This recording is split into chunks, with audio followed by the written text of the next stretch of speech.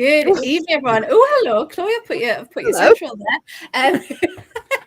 It's just a Chloe One Woman Show this evening. That's what it is. Good evening, everyone, and welcome to a very special edition of this podcast, because people who've been listening to us for, I think it's over 2 years now, we've been doing the pod. We've never actually done a live episode of the podcast, as this is the very, very first one. So thank you all for joining me this evening. And of course, we had to start it somewhere with our international special. Now, we've all chosen a couple of matches that really stood out to us over this break, and we can't wait to share it with you. But joining me tonight, some very familiar faces. It feels like we're crossing pods. It's fantastic. So let's get some introductions done. So good evening to Chloe. How are you? Hello, I'm good. I'm doing good. How are you doing?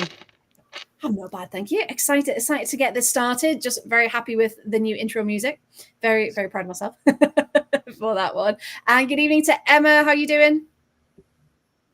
I feel like I'm living a very chaotic life at the moment, but I'm here. I'm alive. I mean, hey, what more could you want? Eh? Yeah. And to talk about some football, of course, with us is, the highlight of the week. Yeah. Again. It is. And Sophie, it feels like ages since I've seen you. How are you doing? I'm good. Thank you. How are you? Good. Yeah, good. Thank you. And of course, rounding off our panel this evening is the lovely Paul. How you doing, mate? Hello. Blame me for being late. It's usually the case. Hey, we were building suspense. Don't you worry about that. Now, what we're going to do this evening, we're going to go between us. We've all got some matches to talk about. And yeah, so let's dive right into it then. As well as some latest news from the world of women's football. So, we'll talk first. Paul, we're going to come to you because a nation that is very underrated at the moment, but doing fantastic things, is Japan.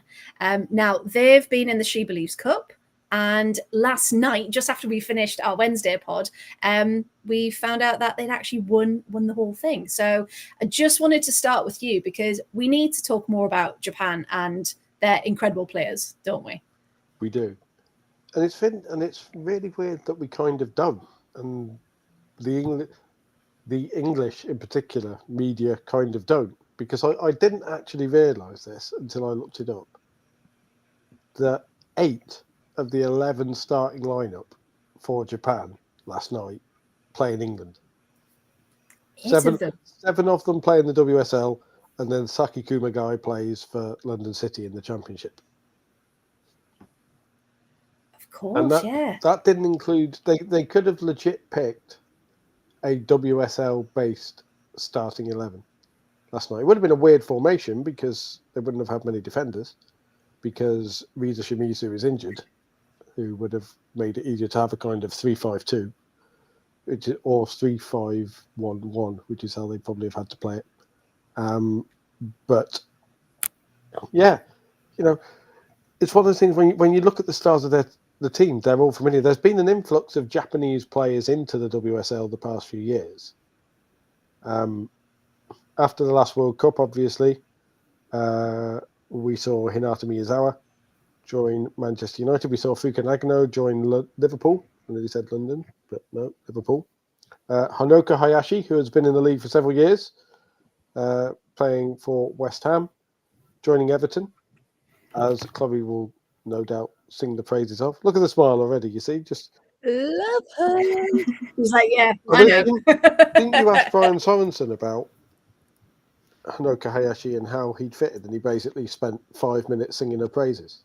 Yep, he absolutely, I did, and he said he absolutely loves her. He loves her work ethic. He loves how caring and compassionate she is, not only on the pitch but off the pitch, like making sure that everyone's okay, making sure that, if anything's like upsetting anyone, that she can help fix it. And he also said he would absolutely love to have more Japanese players playing for Everton, because if they've all got her work ethic, then he just completely was in awe of her and just spoke so highly of her that it was just so incredible to hear.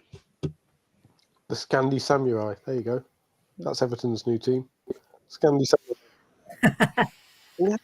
Samurai. Oh, it needs to be done. In fact, Chloe gets a Yeah. merch ready. Yeah. That's what. I'm Hashtag creating Scandi as we speak. Samurai. It's being made as we speak. But yeah, Look at 8 of the 11 players playing the WSL. So running through the starting lineup, which I'm having to bring up very quickly because I was going to try and do it offhand, but I'm not quite confident enough. So, of the names in the Japanese starting lineup, you can see how many names you'd recognise straight off. Obviously, Ayane Yamashita in goal, Manchester City. Yes. And then you've got Sari Takarada of Leicester City and Saki Kumagai of London City Lionesses as their centre-back pairing. The midfield is Fuka Nagano, who is very underrated indeed, and Yui Hasegawa, who I could spend a whole podcast talking about just by myself. So we'll move very swiftly on from Man City.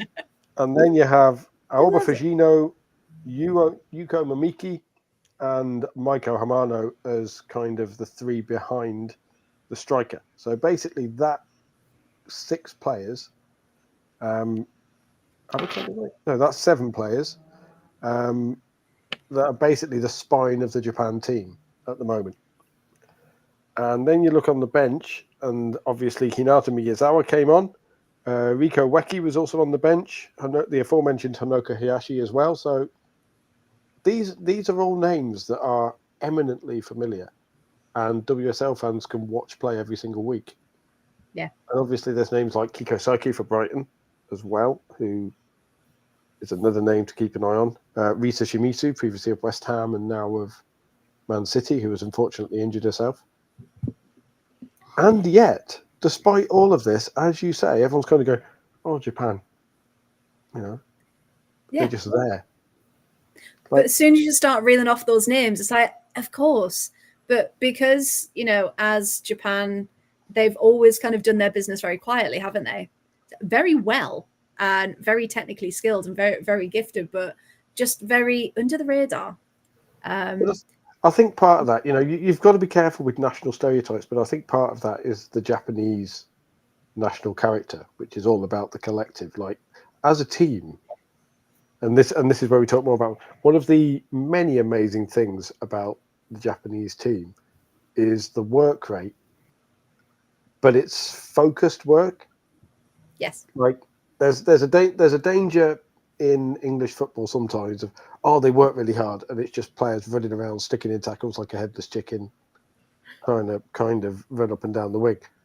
Yeah. The Japanese system, the Japanese work rate is like cogs of a machine, all working. It's like a sewing machine, all working perfectly together. Like if Hasegawa takes a step forward, then Nagano will drop back in, or Fujino will drop back in, and Mamiki will constantly switch with Hasegawa, or Nagano, or Hamano will constantly switch with whoever the striker is, as well as playing wide on the wing, or will drop back into midfield in a way that perhaps you don't notice quite as much as Chelsea because of the way that Chelsea play. Like Chelsea kind of emphasize a lot more individual skill, whereas Japan, in classic Japanese fashion, it is all about the collective.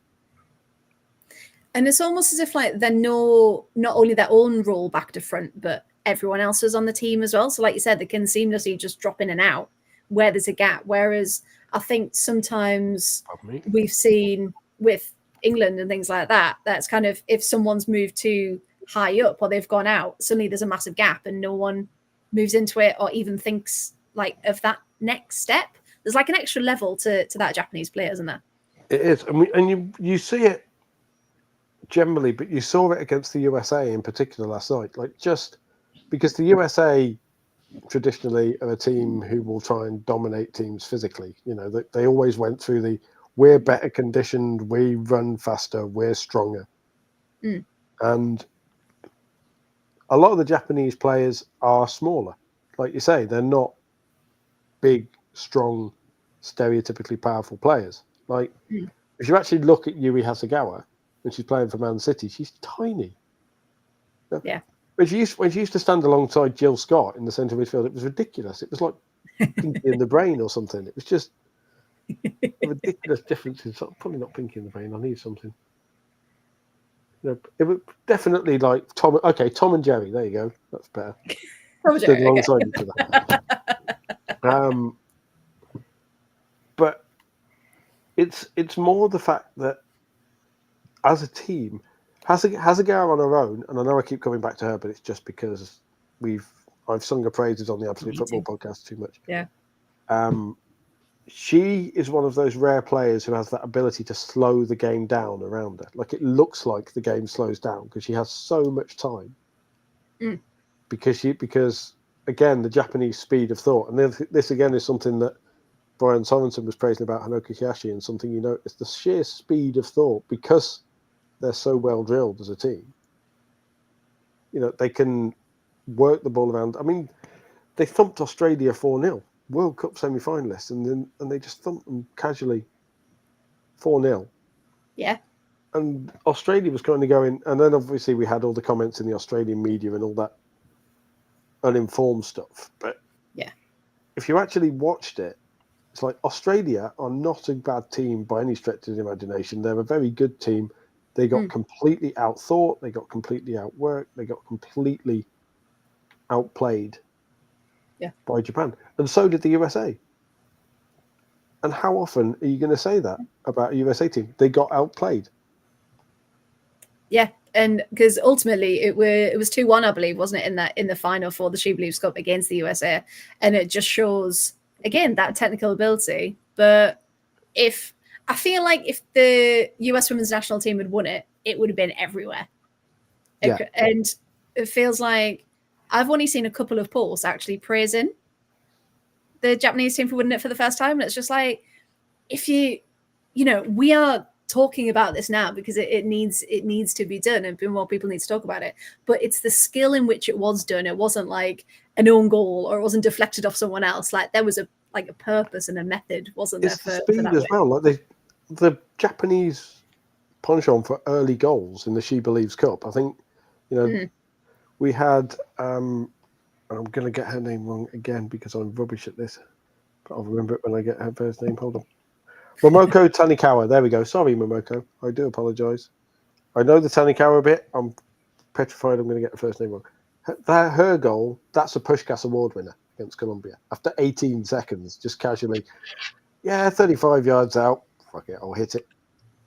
Yeah. And arrow into the top corner from fully 35 yards. It's fantastic, wasn't it, that goal? It was. And then against the USA, 83 seconds, they were 1-0 up. And it was it was gorgeous team play. It was just, the ball worked down the right side. You've got the overlapping winger going at speed as a decoy run, and then it's played back, crossed into the area. Yuko Momiki, who, let's not forget, again, nobody talks about. She plays for Leicester. Yeah. Nobody really mentions her. She scored a couple of goals in the WSL this season. No one talks about Leicester full stop. Yeah. That's No, true. because it's not one of the big four teams. No. And not enough people talk about the likes of Everton as well. This is maybe the thing. Most of these Japanese players aren't playing for Arsenal. big four teams. They're not Arsenal, basically. But yeah, also Maiko Hamano, Chelsea fans love her, but she's not a consistent starter for Chelsea. Yeah, true. Yui Hasegawa plays for Man City, so everybody, but even then, nobody talks. Everyone just kind of goes, "Oh, the midfield: Miedemar, Bunny Shaw, Lauren Hemp, Chloe Kelly," until she left. But now they still talk about Chloe Kelly because she hangs around there like a flipping ghost. Alba Fugino, they kind of talk about a bit because, this is an exciting new one, and they kind of have to because she's starting instead of Chloe Kelly. Yes. But like Hasegawa, it's just, she's there. Yeah, she plays that holding midfielder role. She doesn't really do much interesting. We don't notice her because she doesn't score 10 goals a season. She doesn't. And that's the thing. If you take a step back, and like we've talked about it before, haven't we? If you take a step back and just watch what she does and how she is on the ball, and it's just like, needs more praise. Like 100% needs. I do think though this is with the Japan team as well, because they are better than Spain. If Japan play the Spanish style as it's meant to be played, rather than 400 passes. And Am I remembering right that Japan beat Spain 4-0 in the World Cup in the group Yeah. stage? yes, And only had about 20% possession. Yeah. But Yeah, I nobody said- remember that. but nobody said much about it. Again, everyone was like, all the focus was on, oh, Spain must have played badly. Oh, what are Spain going to do? How will Yeah, they come back it's from always this? the Giants that have played badly. It's never given any props to the other team, isn't it? You know, in Japan, they are a very, very good team. They are certainly one of the giants of the Asian Confederation and Oceania and Asia. But you know, they dominate an entire quarter of the globe, if you like. Yeah. Because if you think of the other team, and that might be geographical, because if you think of the other teams in that area, a lot of them are fairly small growing teams. The only teams that you really look at and think, right, okay, they are potential World Cup quarter semi-finalists are Australia and Japan at the moment. China are trying, but you know, when England played China, it was like, yeah, England are expected to win this quite comfortably. Yeah, because I remember seeing like China, the Chinese youth groups, I think are doing quite well. So I think getting there in the next couple of years, certainly a bigger threat. Absolutely. I think the South Korean youth groups are really good, but then they just drop off at senior. Yes. Like, they've been really good for a long time, but Japan's senior team's been really good for a very long time. But I think part of that is because most of Japan's players now are looking to leave the WE League and play abroad, and mostly, luckily for us, play in the WSL. Yes. So we get to see it up close, don't we? We do, but just the way going back to the first goal, it was just your perfect team goal, just sliced through Spain Spain in the World Cup, but sliced through the USA like a knife through butter.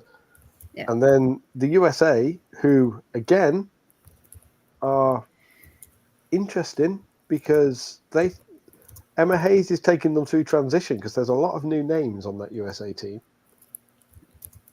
In the sense, And they've lost their goalkeeper. and they have lost a listener. Yeah, they're Very good. they're in that position where kind of everyone's going, like Ali Sentner has come out as the next wave, if you like, because she scored 2 goals in 3 matches, set up another. She's from the same town as Sam and Christy Mewis. See, there we go. See, this is why we love Sophie on the pod. Sophie stats. Honestly, we love Sophie- it. I feel like every time she's mentioned on Christy Mewis's podcast, Sam Mewis's podcast, she brings that stat up, and it felt remiss to not mention that as soon as Ali Sentner was mentioned. No, we love it. But also you've got players like Yasmin Ryan, for example, who again is in her early to mid-20s. You've got Lily Johannes, who is 17 and possibly the most hyped teenager on the planet because she's American, obviously. Well, yeah. So It was the America-Dutch. Isn't there another country she could have played for, Lily Johannes, or is that someone else? That I think she could have played for England at some point, because she could have played for the US, the Dutch, and I think there was some obscure link to England as well. Yeah, I remember them being the 3 and seeing which one she was going to lean towards, and then ultimately decided on the US, didn't she? Yeah. Which is what I think that's why she's playing now so young, because she was basically told, right, play for the US and we'll lock you up early and you can have a few games. Yeah, In we'll the promise you season. game time. Yeah, if you come and sign for us, yeah. And if you're a 17-year-old who can, you're not going to turn down playing for the USA, are you? Really? Nope. Not at all. So you can't blame her, really, can you? And yeah, it just and that's why we kind of want to start this podcast talking about it, because so much talent, so much skill, and yet a lot of people just don't make the time, and that's why we wanted to start with it. So thank you, Paul, for that. Now, Paul, I know you've got to run off, but were there any other key highlights for you in this international break that you wanted to give a shout out to? Obviously, the Republic of Ireland deciding that Carla Ward is crap after 2 games, and everyone calling that they want to get rid of her because they lost to Slovenia. Hey, Chloe's got that teed up later. Don't you worry. I've got a full-on speech for this. All I will add to that is Lara Prashnikar is a hell of a player. So, again,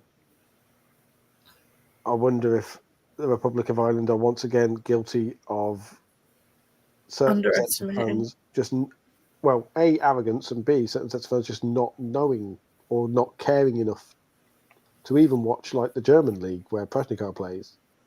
Yeah.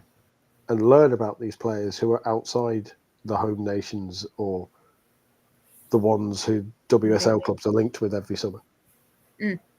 No, 100%. And it's these, again, the great thing about this international break and having the A, B, and C leagues, you've been able to, well, try and watch other teams and see players that you wouldn't even, get a chance at looking at normally. Because you've got the players that play for Galatasaray, and you've got the player like from all across these leagues that, again, no one's talking about unless they score against someone that they shouldn't, and things like that. You get the brief burst in the major tournaments where someone like Jonathan Pearce will sit there and go, "Oh, with Slovenia, it'll be like nothing about any of the players, and then 47 facts about Lara Prashnikar because he's been told that's the player to watch by." Yeah, she's the one. His little bit of research. Yeah, and it's a shame that the English-speaking women's football media does that. But hopefully, as you push forward with your monumental task of doing match reports for every single game, I know. Stuff like that is the thing that will push it forward. Who do I think I am? Doing that, and I've still got it all to come to finish off match day 2 as well. But it's worth it because people were reading it and they were getting into it and looking at all these scores and really making the most of it. And that's what it's there for. That's why it's there. But yeah, no, thank you very much. So yeah, Paul, do you need to pop off now? I was going to go. I was going to ask you to pronounce a certain Lithuanian player. I was wondering if you were talking about her. Not again. Yeah, for those who also watch the Wednesday podcast, I tried to be really, go for a match that no one else had heard of. So I went for Montenegro 3, Lithuania 1, and Paul took the mick of my pronunciation of Toshkovic. There you go. And also... what was it? It wasn't that one, was it? Oh, Jonas Scheite. There we go. Yes. Jonas Scheite. Rimante Jonas Scheite, who is 21 and plays for AC Milan. You see, I was, but this is the thing. We do that, and because of that, I had no idea she existed, and now I'm going. Oh, have a look. She plays for AC Milan. Hello. There's a player to keep an eye on. So my pronunciations, although started a laugh riot, actually doing the world some good. Indeed. Indeed. On the pronunciations, so my girlfriend's Bulgarian. So every time there's sort of a Slavic name, there's a that's not how that's supposed to be pronounced. Like whenever the commentators get it wrong. And French names as well. I think Sankovic is the one that we get a lot in our household. Like everyone says it's Kankovic, but the little accent means it's like a t sound, and I get told off. See, I pronounced it something like that when I did Chelsea commentary, and I was told by a Chelsea employee complaining that it was pronounced Kankovic, and I was pronouncing it wrong because apparently Jelena had said so. Interesting. And the reason I make the point was because, as we know, it is Yelena. Yelena, yeah. And it's like you've mispronounced her first name, and you're telling me she's told you that I'm mispronouncing her second name, even though I asked a Serbian. Like, yeah, I think we'll take that with a pinch of salt, won't we? That that initial. But to be fair, I think sometimes players do give anglicised versions of their name to be said. Yeah. No, 100%. Because there's still that issue of, just say it like this, it's fine. Whereas we're very much like, no, tell us how to say it, and we will do our best to. The one that replicate. drives me mad, French and German names drive me mad, but also Jonathan Pierce, who's an arse anyway. But he insists on pronounce. I'm really glad he didn't do Spanish commentary, the England-Spain commentary, and he doesn't do it anymore because he insists on pronouncing Spanish names with a Spanish accent. Okay. So he'll be sat there perfectly normally, like, you know, and we're sat here, and it's more with men's team. I'm trying to think of appropriate names, but it's basically anything with a kind of Z at the end of it, or an S. So, like, it drove me mad. If it's something like Ruiz, like, most people just go Ruiz or something like that, but he'll insist on going Ruiz, like, really emphasize the at the end of it. He can't pronounce Le Alexandri to save his life, which is another thing that. Well, no one says it as a sh, do they? It's Alexandri. Nobody can say Batcha properly. No, it's always battle on the Spanish commentary, isn't it? On a battle. On a battle, like if Jonathan Pierce was commentating last night, it would have been something like "Mate Aroth," and it's like, no. Although I have heard it pronounced like that before. Cristina Martin Prieto, I've heard him saying. It's just like, behave yourself. Well, that depends on the region of Spain as well, whether it's Earth. Yeah, so he's there going, I went on holiday to like Pamplona or something, and I heard them say it like this, so therefore it must be the Spanish pronunciation. My mates on the Costa del Sol, and in southern Spain they pronounce it. Yeah, I went to Magaluf once, and this is what they said. I watched the Fast Show, and I have to stop myself going. Like, anyway, I told you I rant about this. I will leave you guys be because, like you say, technically, I was like, oh come on, but I've got to go, and now I'm on ranting. So I will leave you. No, we love it, but we thank you so much for joining us because we did need that shout for Japan. But yeah, thank you so much, mate, and we'll see you hopefully again very, very soon. It was a pleasure. Cheerio all. Thank you. See you later. Bye. Bye. Bye. Right then, let's get on to our next part. Ah, there we go. All four of us are on the screen, nice and zoomed in now. Okay, so a couple of bits of news then. Especially, most of us come from Villa Podcast, part of the Pride. So one thing, it looks like I have a shrine behind me. I didn't intend for it to look that way. But we were told, was it just yesterday? The day before? Monday. Yeah. Was it Monday? This week's been long. I don't know where this week's gone. Tuesday. Might have been Tuesday. One day this week, we were told that Adrian Leon has left Aston Villa and has gone to San Diego with that beautiful kit. The beautiful kit. It is It is quite a nice beautiful. kit. Of course, Faudi's now do the kits, so now all of our money is going to be gone because they're now dropping all of their new kits, aren't they? And some of them. Yeah, I kind of like last season's slightly more. The very orangey, pinky. It was very sunset, wasn't it? Like geometric sunset. Yeah, it was very nice. It was, yeah. And I think that was her picture, like promo picture, wasn't it? Her in that kit. Now, It's a good kit. we all kind of, the initial reaction was heartbreak.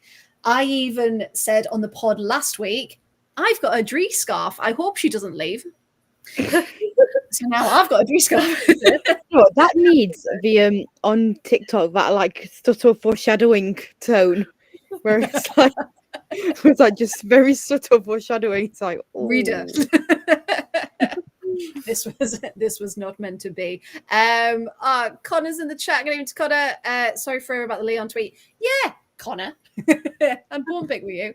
Wait, what did I put about Leon? Sorry. I don't want to repeat it. It was quite disgraceful.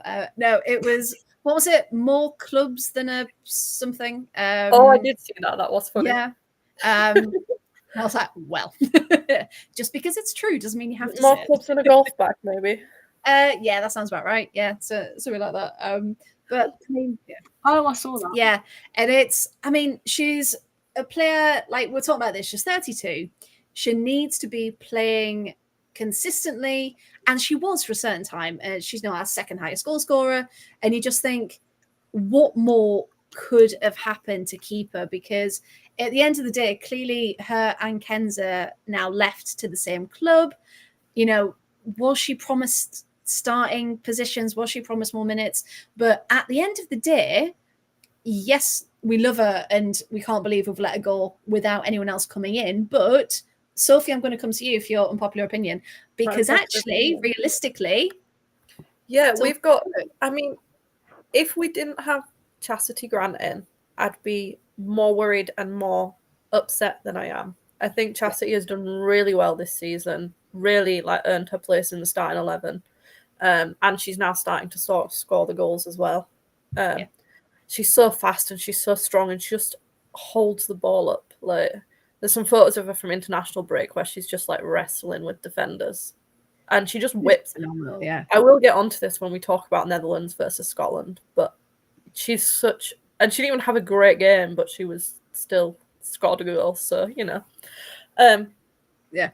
And yeah, she's 20, I think she's 24. I might be wrong, so I'm just going to double check before I tell she everyone. said 23, 24 earlier, yeah. I said 23. Yeah, she's 23, nearly 24.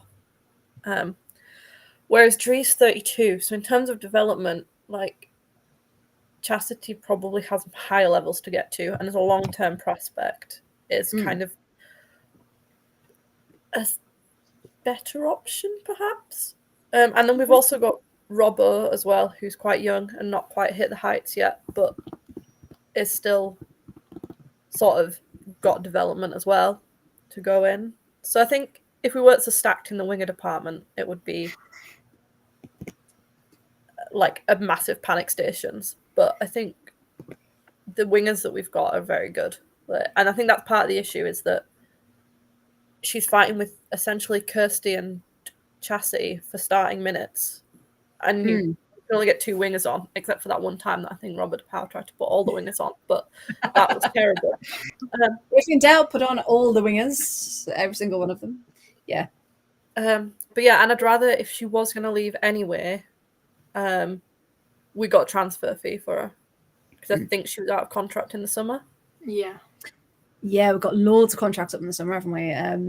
So I think yeah, there's going to be a huge overhaul in the summer, but I would rather we got a transfer fee, because I don't know if she'd have stayed or if they'd have chose to renew her contract with where she is in her career as well. see, I would have thought she was a shoo-in, but you're right, you just don't know, and maybe those conversations have been happening for a while, maybe, and just things weren't going the way she wanted them to, and they couldn't promise her the time that she wanted, because, you know, as we've seen, 32 isn't ancient in the footballing game, but it's certainly at a point where you think, okay, well, I need to be at a club that it giving me more, essentially, rather than less, because we did think she might go to the Canadian League that's starting, Yeah, I thought she was closer to home. So maybe, you know, maybe do a couple of seasons at San Diego Wave, and then maybe go back to Canada, possibly, because that's an exciting moment of history to be a part of, isn't it? So yeah, so we do wish her all the best, even though we are heartbroken. And I'll just have to hide the face on the end of the flag, because it's got a face on. Just have to hide it. Took that on my jacket when when I'm wearing it at games. I had another thought and it's just run away. I'm sorry. Dree leaving. Sorry, continue. I had another thought, and when it comes back to me, I'll grab it and not let it leave. I was going to say, give us a shout. Give us a shout when it comes back. And yeah, Connor saying as well, you know, surprised she didn't wait until the summer, but the offer must have been too decent to turn down. Yeah, absolutely. Because it was a undisclosed fee, wasn't it? They weren't telling us. But again, you know, 50 games. I have remembered. Wonderful. Go for it. Excellent. It's that you never know as well what's going on in the dressing room as well. Yes. Like, at the end of the day, you've got to be happy off the pitch as well as on the pitch. And if there's things that aren't going well, sometimes a change of environment can do wonders. Well, the atmosphere seems to have dropped a bit. Yeah, again, it's a bit of an something interesting vibe. it's a bit odd. Something's not right, is it? Yeah. Something, but yeah. Again, if it's the right decision for her, then we're all behind her, and we'll just get San Diego Wave shirts with a name on the back that I can put behind me this time, and finally get that one framed as it is signed from that. But you just wish like we would have known at the last game. So like we could have said bye, we could have done something and have that presentation. I think that it felt like it was coming because she'd not been training and she'd not been in the squads, and there was no like injury announcement, and then she was playing for Canada, which meant it felt like she really wasn't injured. Yeah, she was already at camp with Canada instead of Argentina versus Leicester, and you just think, yeah, she was already out the door, wasn't she, at that point? Which again is horrible because we could have really used her. Villa have been very poor with their communication this season. 100%. Yeah. Last season we had these wonderful graphics that had injuries and updates every week, and this year's been radio silence on everything. What happened to Lucy Staniforth? I haven't seen her. Haven't we signed a new social media person as well? Like, surely it should be getting better, not worse. Well, that's the thing. You just hopefully there's like a fan feedback at the end of the season, possibly, and which every club should do one, really, shouldn't they? But they have something with the stats on the website for the players that have never been updated, so it looks like none of the players have played any minute. Like, just either remove them or update them. If it's not something you can commit to, just get rid. Like, it's okay. Just like get rid. You don't give a care. You don't. Yeah. Because I remember looking once. You've got a ghost team, essentially. Yeah. Nobody plays any minute. Actual people. Yeah. Amazing. I'm going to double check and make sure, because I had a look at a few players and all of them said 0 minutes, and I was like, well, I know that's a lie because I remember looking once for probably a match report at some point, and I was like, oh, they've got a stats page, that's nice. Oh, nothing helpful. And I think the issue is that it just makes it look like you don't actually care enough to update anything. Yeah, that's the sad thing. Oh, Anna Patton has hers up. She's played 1 minute. Season overview. That's what I was going to say. 1 minute, 1 game, 1 goal. It's a bit like for some of the League C games, again, as I was doing the Mammoth match reports collation, some of the BBC reports, because I'd like type it in, trying to get some background, and it would come up with the score. I'd be like, oh, that's nice. Some players weren't even filled in on the lineups, like they were blank. All of the stats were blank. I was like, no.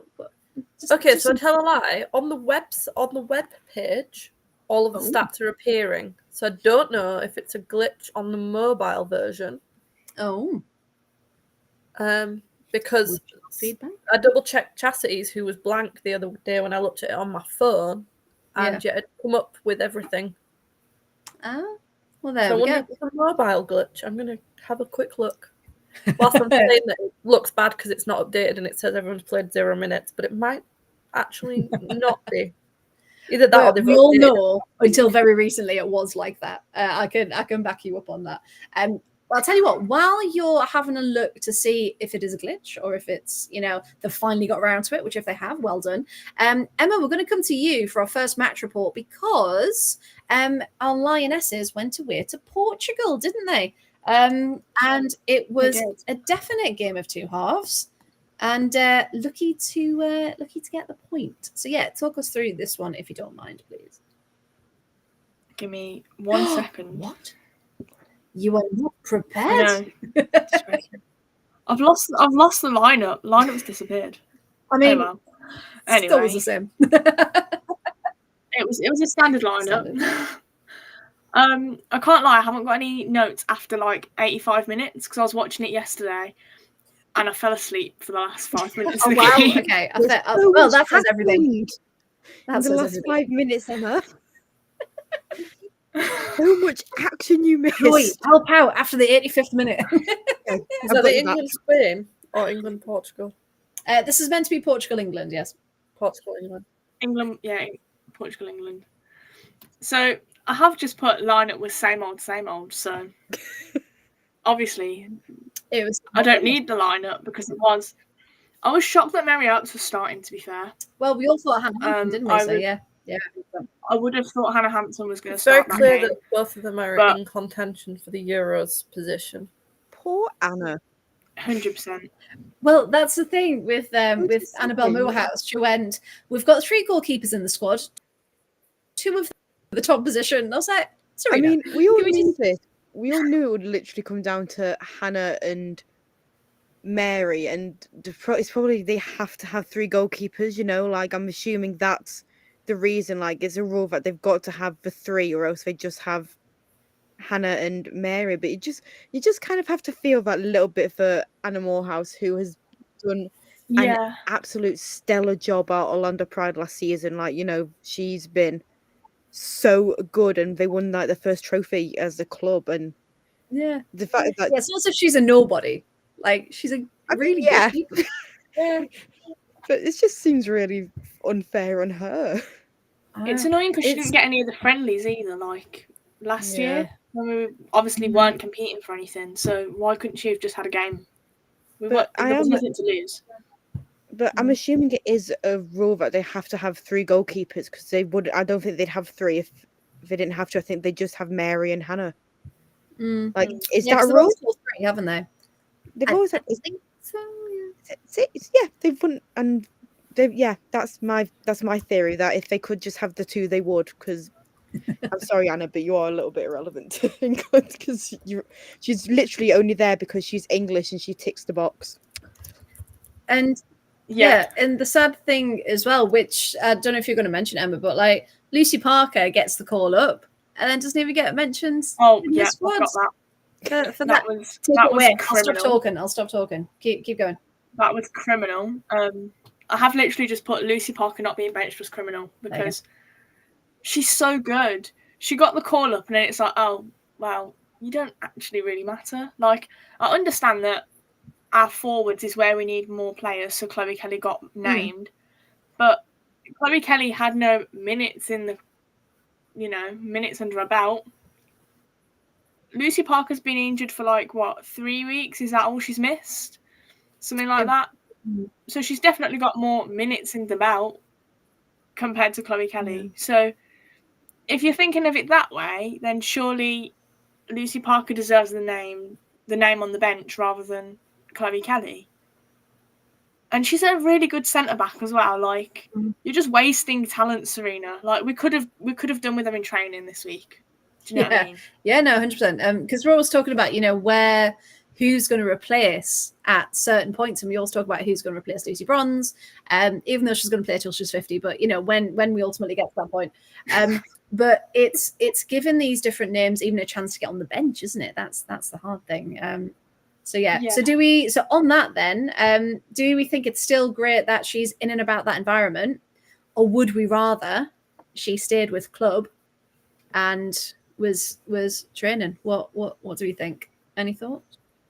It's a bit mixed. Personally, I think it's a bit mixed because, being on an England camp must be really good. And that, like, integration with people from different clubs as well, and getting different tactics and different ways of playing and playing styles must be really good for, like, the development. But when we're not doing so great in the league, we need all the players we can at training ready for the next match.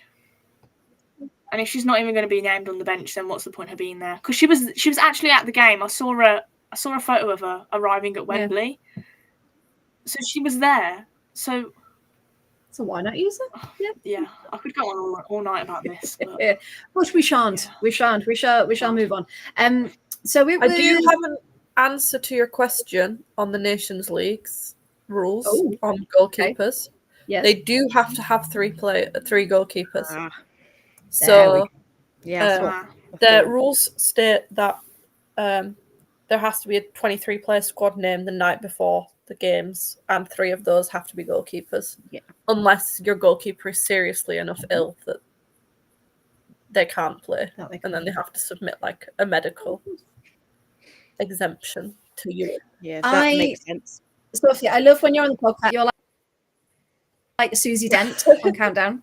And it's everything we check goes through you, and it's great. I also apparently, and I need to know. I don't know. This could be just the men's Nations League, but it might be the same set of rules for. Do the men have a Nations League, or is it just the women? I don't know.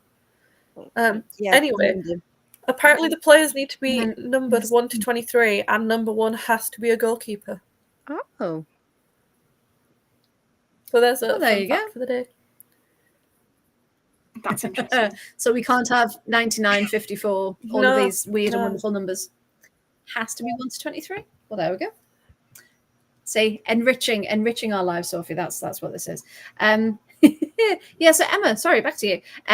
So the game itself, then. So England, the first half, very promising. It was decent, yeah. It's decent. Okay. Yeah. Continue. So go first half. Oh, that's half time. What am I doing here? Why have I got a random half time thing? Right. Anyway, the first corner was really interesting. We did a short corner, but there were loads of Portuguese players just like hanging around us. Like, why not just go long and attempt to get it in the back of the net? Because we've seen short corners before. They don't often work for us. So taking a short corner was interesting. Ella Toon had a few sloppy passes in that first half, I can't lie. Like, she's a great player, but she just kept giving the ball back to Portugal. And it's like, Portugal are pressing. Like, at that point in the first half, they weren't pressing as much, but they were still having a go on the counter. Bit risky. That counter nearly undid us a few times. They were very fast. And our defenders were not. Yeah. No. Our defenders We have one quick one. 43, though. Oi! You're here to do a match report, not be sarcastic. Come on. Oh, he's got a Neve mum. Charles is really bringing the average age of that backline down. It's just facts. How rude. We started off strong and on the front foot, but then typical England did a typical Villa and just kind of invited them onto us. I don't have many notes from the first half. I'm not sure what happened. I definitely didn't fall asleep in the first half. I can tell you it was the 80th minute. You know what? When I put the message out to be like, hey guys, what kind of matches do you want to cover? Everyone chose their match. I didn't force anything. And Emma's like, yeah, I'll do Portugal, England. You don't know what happened. I do. But I don't. Okay. Tell us who scored. Who did score? Wow. Lauren, okay. no. It was a lovely ball from Lucy Bronze. Absolutely. I remember that. Was it Was Lauren that not James? in the Spain game? Or was that the Portugal game? I didn't see it in the Spain game, so it Oh, no, it is the Definitely Portugal wasn't the game. Spain It's game. the Portugal game. It was Lucy Bronze to Lauren James. Lauren James, yeah, I've got it. Guys, Was it Russo? I'm here. I'm prepared. Was it Russo that actually scored? Was it Lauren James? No, it was Russo Russo. And then that scored. Russo got it in. Yeah, so it was Lucy Bronze to Lauren James, then Lauren James to Russo. No, Oh I my think God, it my was brain. James to Bronze and then Bronze to Russo. Was it? It was James. I just know it was a nice I've ball. written the match reports on the website for you to read. I've got it. Oh, because she's got it as good. well and she Right. still can't get it. Lauren James switched up play to Bronze out on the right wing. Bronze then crossed it into the box for Russo to convert. That's what happened. And it was a good goal. And a good Was it? ball from Lucy Bronze. Was it? You know that how you were reading it. Oh, God. You know, you ask people to be prepared. Right. Okay. Yeah. I give it a So go. Russo scored 15 minutes in. Good. Then what happened? Well, I was really excited at that point. I was like, yes, look at us go. And then I was also kind of worried because I was like, every time we do this, we do a Villa and just sit back. But then the defender took a lovely controlled touch before playing a lovely scooping ball over the head of Caterina Amado. Oh, that's the goal! Oh my lord! It's been one of those weeks, Freya. It's been one of those weeks. I recognise those words. Are you reading it word for word from a match report? Maybe. I've had to write a script already this week, so there's no memorising lines here. Oh dear me. Okay. And then again, we did the same old England thing and just dropped back because then Portugal started like counter-attacking and pressing. 40th minute, Tatiana Pinto intercepted the ball in the midfield, delivered the pass to Jess Silva. Can I just say how bloody good that girl is? She's so fast as well. Like, she was just miles ahead of all our 43-year-old defenders. But then it just kind of came to nothing. Second half, we take Lucy Bronze off. And it all falls apart. And I'm not here to say that like one person controls a team, one person makes a team, because I am very against that kind of like vibe. But why did we fall apart? Completely fell apart. Yeah, 100%. I feel like we just didn't. I also think like there was no communication. We were all just 11 players on a pitch. I also think Portugal got their doing whatever the tactics hell really they wanted. good for that game though as well. Yeah, and the fact that Yeah. Kika Nazarai didn't start, I think that threw us and kind of lulled us into a false sense of security. So then when she And then finally she did came come on, on, caused havoc, and then pulled out of camp with injury. yeah, she's like, no, I'm just going to show up for this one game. I'll score a goal, take the points of England, and then leave. Thank you very much. But yeah. There's not a lot to say about the second half, really, because not a lot happened. Lauren James was all right in the first few minutes, but then I would have also personally, controversial, I would have also taken her off about 60 minutes, 70 minutes, because she was marked out the game and wasn't doing a lot. Like, I didn't see a lot of her on the pitch, to be fair. So I would definitely have taken her off. Portugal's tactics, Portugal's changes just completely changed the game, which is obviously what you do for subs. But we then didn't make any until the, I've got this, 83rd minute, when Chloe Kelly came on for Jess Park. When you've got people like Nikita Paris on the bench and various other forwards that have minutes under their belt, why did Chloe Kelly come on? Oh, I love Nikita Paris. What more does Nikita Paris have to do to get on the pitch? Needs more goals. Like, I know she got on the pitch last night, but what does she need to do? What an Fly epic kick the rest of fun. the forwards? So she's the only one left? Like, I just don't understand, because she's so good. Just as a And she's side so note, we physical. don't condone fly kicking, just as a someone listening. We do not condone players sabotaging their teammates. No, we do not. So yeah, Sorry. so Nazarite equalised at the 75th minute for 1-1. And it felt very much like it was they'd got a point each for each half that they played well, I think, in that match. It kind of fizzled out to nothing, annoyingly. But I genuinely thought we were going to lose in those last 10 minutes. It could very easily have been 2-3-1. You know, very, very easily. Yeah. No. 100%. Because they were just pressing, and we were just like miles behind them, and like kind of not even in the game anymore. No. I feel like we went into that match thinking, "Oh yeah, we're going to win," so we didn't need to like essentially do a lot and essentially turn up. But then obviously Portugal had their tactics Didn't correct, we get had their a heads in the right 0-0 place, and had their subs in the right with place. Portugal? Did we not get a 0-0 draw with Portugal just before the World Cup? Yeah. Or- Yeah, the thing with Yeah. Portugal though, they for some reason people underestimate them, but they're a tricky They're side to play decent. against. Yeah. They're good. They're a tricky side, and you know I think even Lucy Bronze talked about it in her interviews. You know they are getting much better and they've progressed so much, even over the last couple of years. So I think there's still a slight, whether it's conscious or not, that it's Portugal. We can turn up and do a job. And there might be that slight underestimation, again, whether you mean it to or not, to underestimate these certain countries, because lots of people go, it's Spain, it's the USA, it's Germany, the Netherlands, but anyone else just kind of seems to be like, yeah, we'll beat them. And you can't anymore, can you? Because all these teams are doing so well.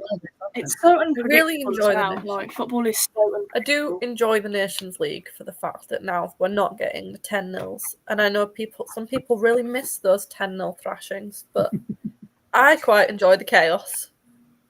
I quite enjoy it. When I was doing all the match reports, I think the highest one we got was 7-0, which was Luxembourg-Liechtenstein on match day 2. So that was quite a good one. But yeah, apart from that, I think the highest, apart from that, I think Armenia was 6-1. can't remember who they were against now. But the majority of matches have been either 2-1, 2-2, with teams really going for it throughout the 90s. So yeah, it was definitely a tougher test than I think England thought, but definitely a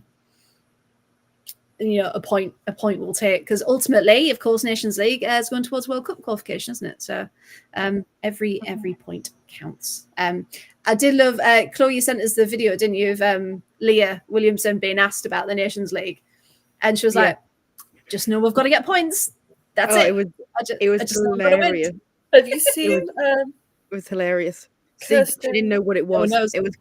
She was like, I'll be honest with you, I don't actually know what we're doing. We're just kind of playing into it, and I'm okay with that. And I'm like, so glad you like international. So I was on a TikTok. Kirsten Kasperai's girlfriend commented on one of the like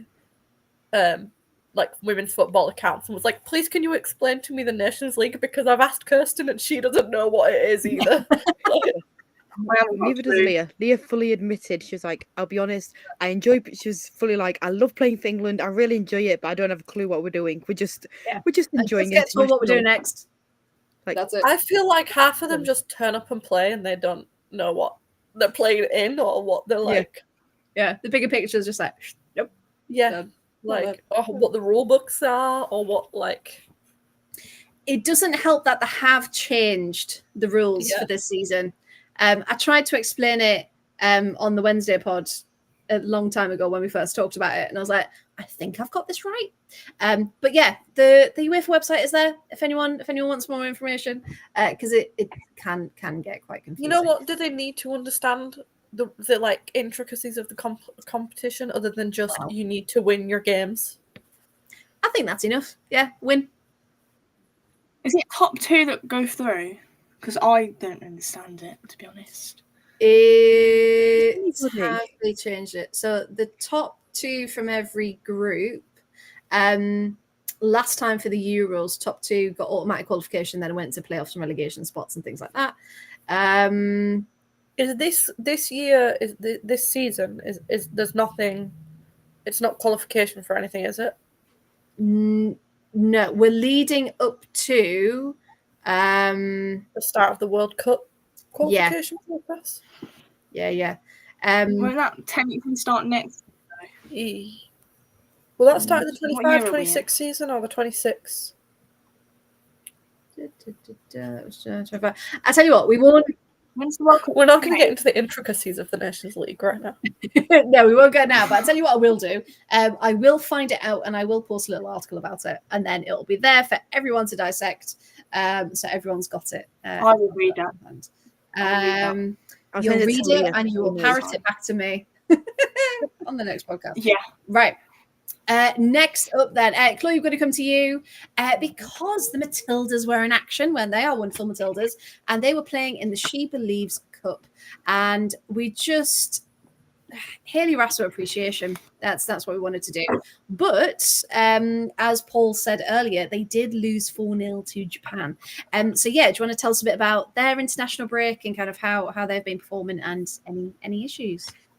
Yeah, so I mean, I've always been like a big like Hayley Raso fan. Like I love like everything that she does, everything she stands for. You know, like particularly when she broke her back a couple of years ago and was told she might never play football again, and then of course, yeah, she's come back, and I think she's like better than ever. And also how honest and open she is about like her family and her family struggles and stuff. And I just think she's absolutely incredible, and I love her ribbons as well. Like the story, I will always tell this story. I know everyone's heard it a million times, but I just love that her grandma always gets her ribbons to match her kit, and how her grandma found a neon ribbon for that kit is, and so quickly as well. And do you reckon maybe Nike is it Nike or Adidas that they're with provides them at this point? They're like, here, there's a matching ribbon just for you. Yeah, we've got some extra of the fabric. Send it to Hayley's grandma. I mean, how spot on it was. It wouldn't surprise me because I sent it to Frey and was like, this is actually scary accurate how amazing this match is. Like, And to be fair, She Believes, I think she was hands down, one of the best players. Like, if you didn't see her assist against Colombia, then if you haven't seen it against the USA, rather, that's a different story. I've got if you haven't seen that cross to Michelle Hyman, then go do it. It's against the US. It's absolutely sensational. Me too. Like, the way she just crosses the ball.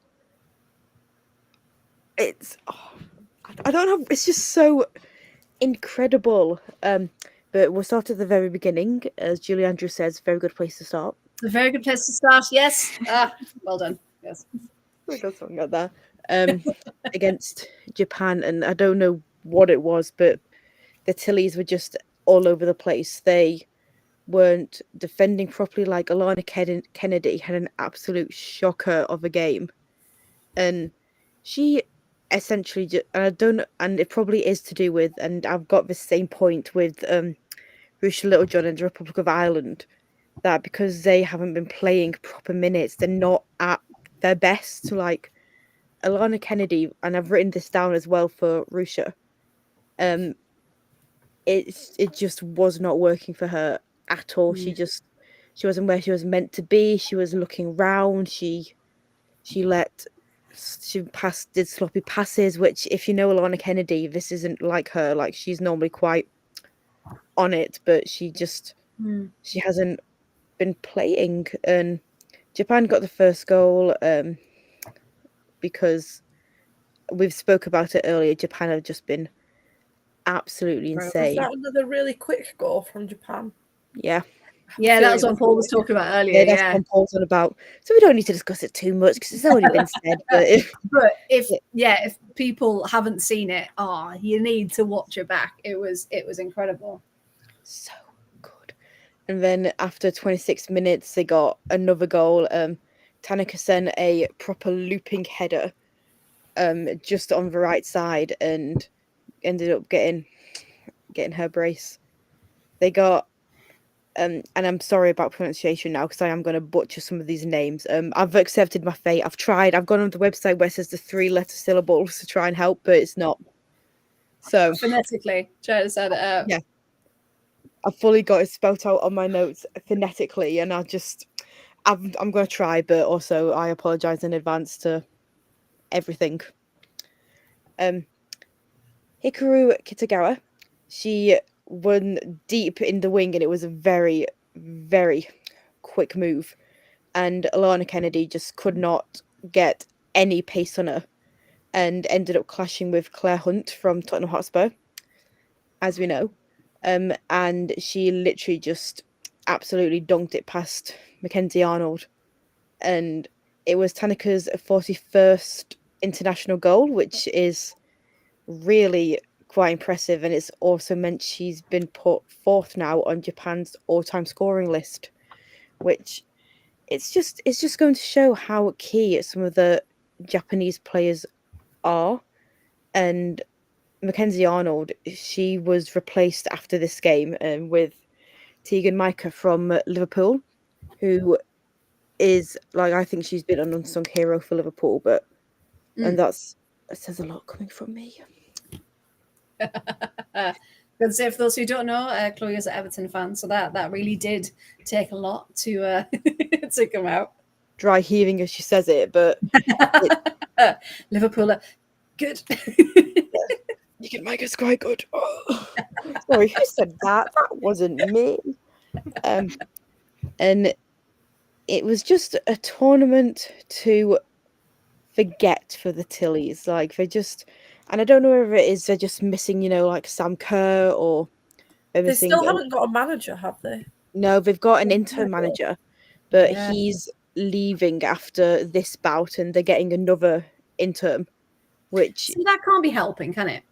All of that turmoil, and again, players changing clubs. Obviously, Alana Kennedy's gone over to NWSL now, hasn't she? And it's just a lot going on, isn't it? After such a good World Cup run. But lots happening. But also, because I think I also said this to you about the international timings and how they go from playing on a Sunday straight into international on a Monday. Obviously, our Tillies didn't have to fly, as our English Tillies didn't have to fly as far this time to Australia. They just had to fly to the US, but that's still like a 6-7 hour flight, and they're straight so into was it training. Texas they were playing in? I Texas. think. Yeah. And then they're straight into training and then coming home as well. Like, will they play on Sunday? Will they not? Like, it's one of those things, like with the travel and stuff, like that's obviously going to put a huge burn-in effect.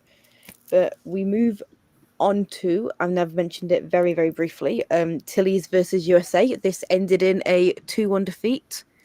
Michelle Hyman scored in the 80th minute for Australia, who Michelle Hyman has famously retired, then came back.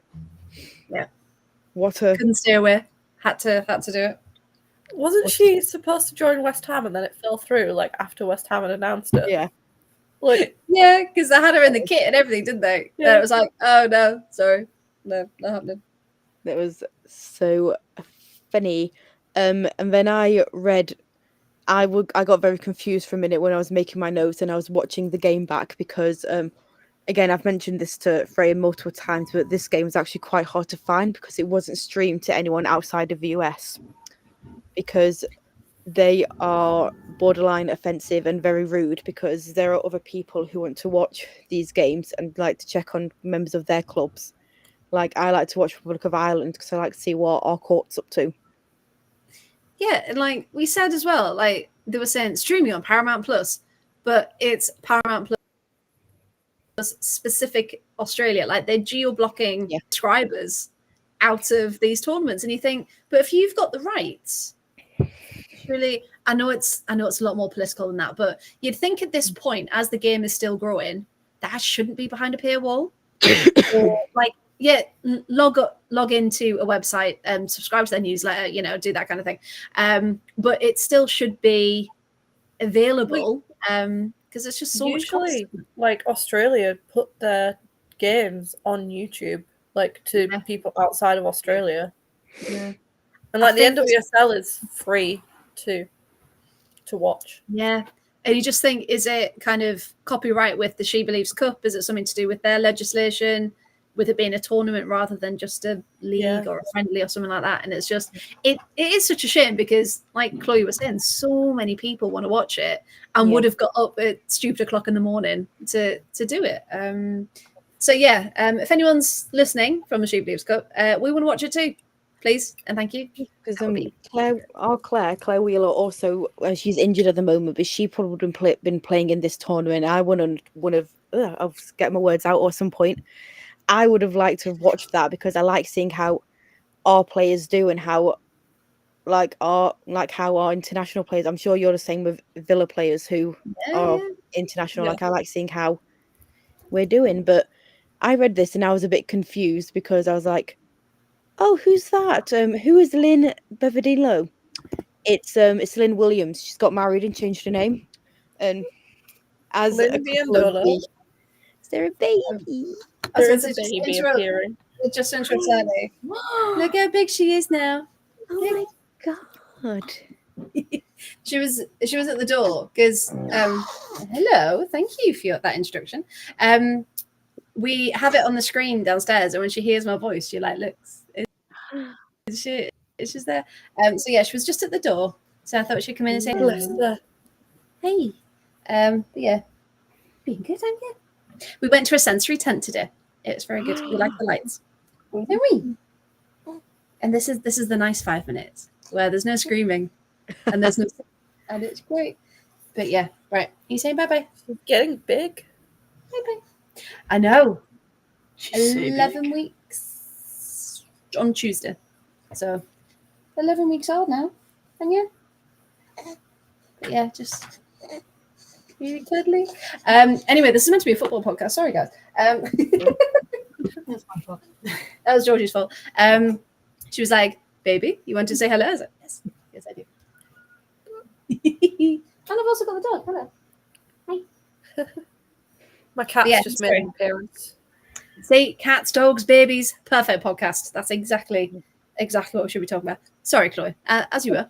Oh no, it's all right. I was just saying how when I was trying to do my research, you sometimes forget players get married. Like Lindsay Horan is now Yes. Lindsay Heaps. So I was watching the game and I was like, "Who is Lynn Bevandelow? Who's that? Who do you assign that's a new player?" And it's Lynn Williams because she. Yeah, where have they come from? All these players, and it's I not so think much. it's pronounced Biandolo. Biandola.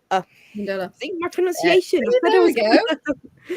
And it's one of those things, though, isn't it? Because some 12-year-olds had a problem being like, "Oh my god, why are you changing your shirt?"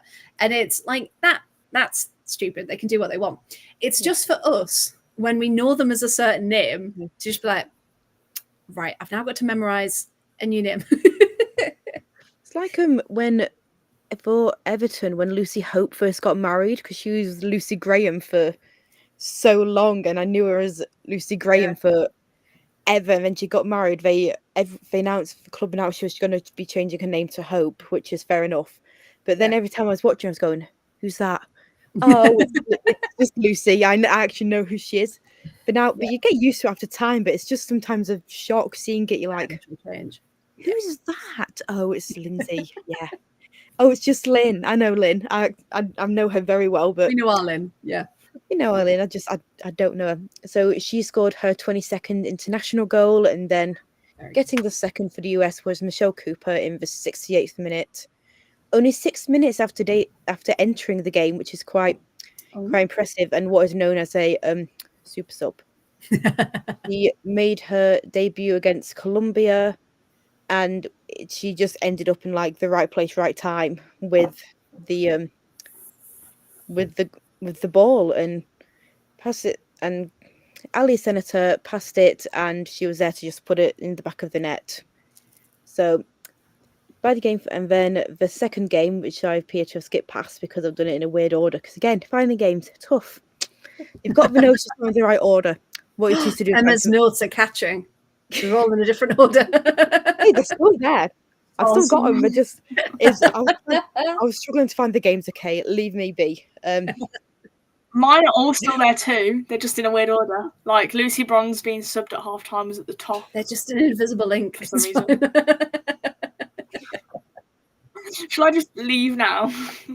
No, you can't make entertainment. It's fine. To find the games, okay. This was with the game against Colombia. This is where we got another lovely Hayley Raso goal. This time it was an equalizer. So Colombia first went ahead.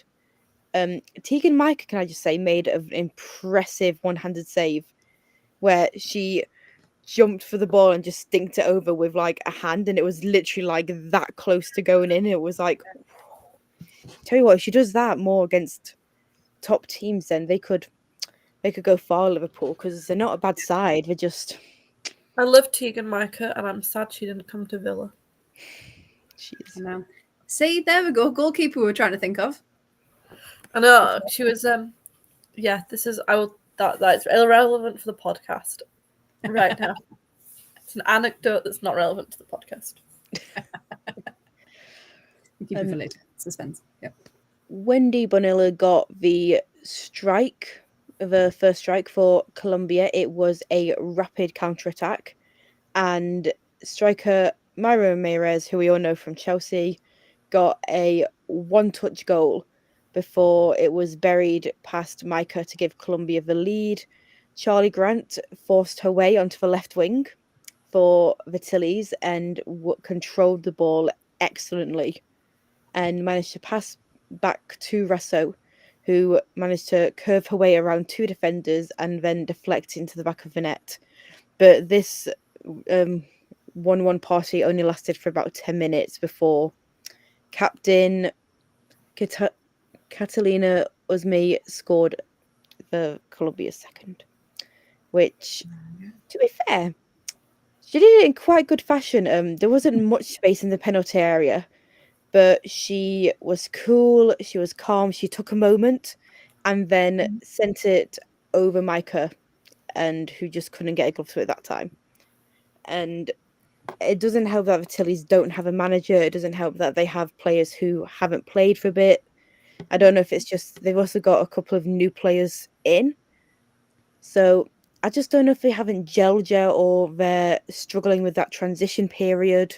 Yeah. But something does really need to change because once upon a time, the Matildas were an unstoppable side. They were such a good, strong side, and Yeah. it's just a shame to see them a little bit like this because, like, they were good.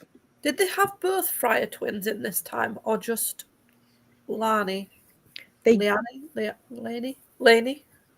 Lainey, they did have both, but the other one got injured, so they just had Lani. But they're the first set of Australian twins, but the first set of twins were our lovely Sarah and Karen Holmgaard for Denmark. And, you know, Sarah Holmgaard doing fantastic things in her match for Denmark as well.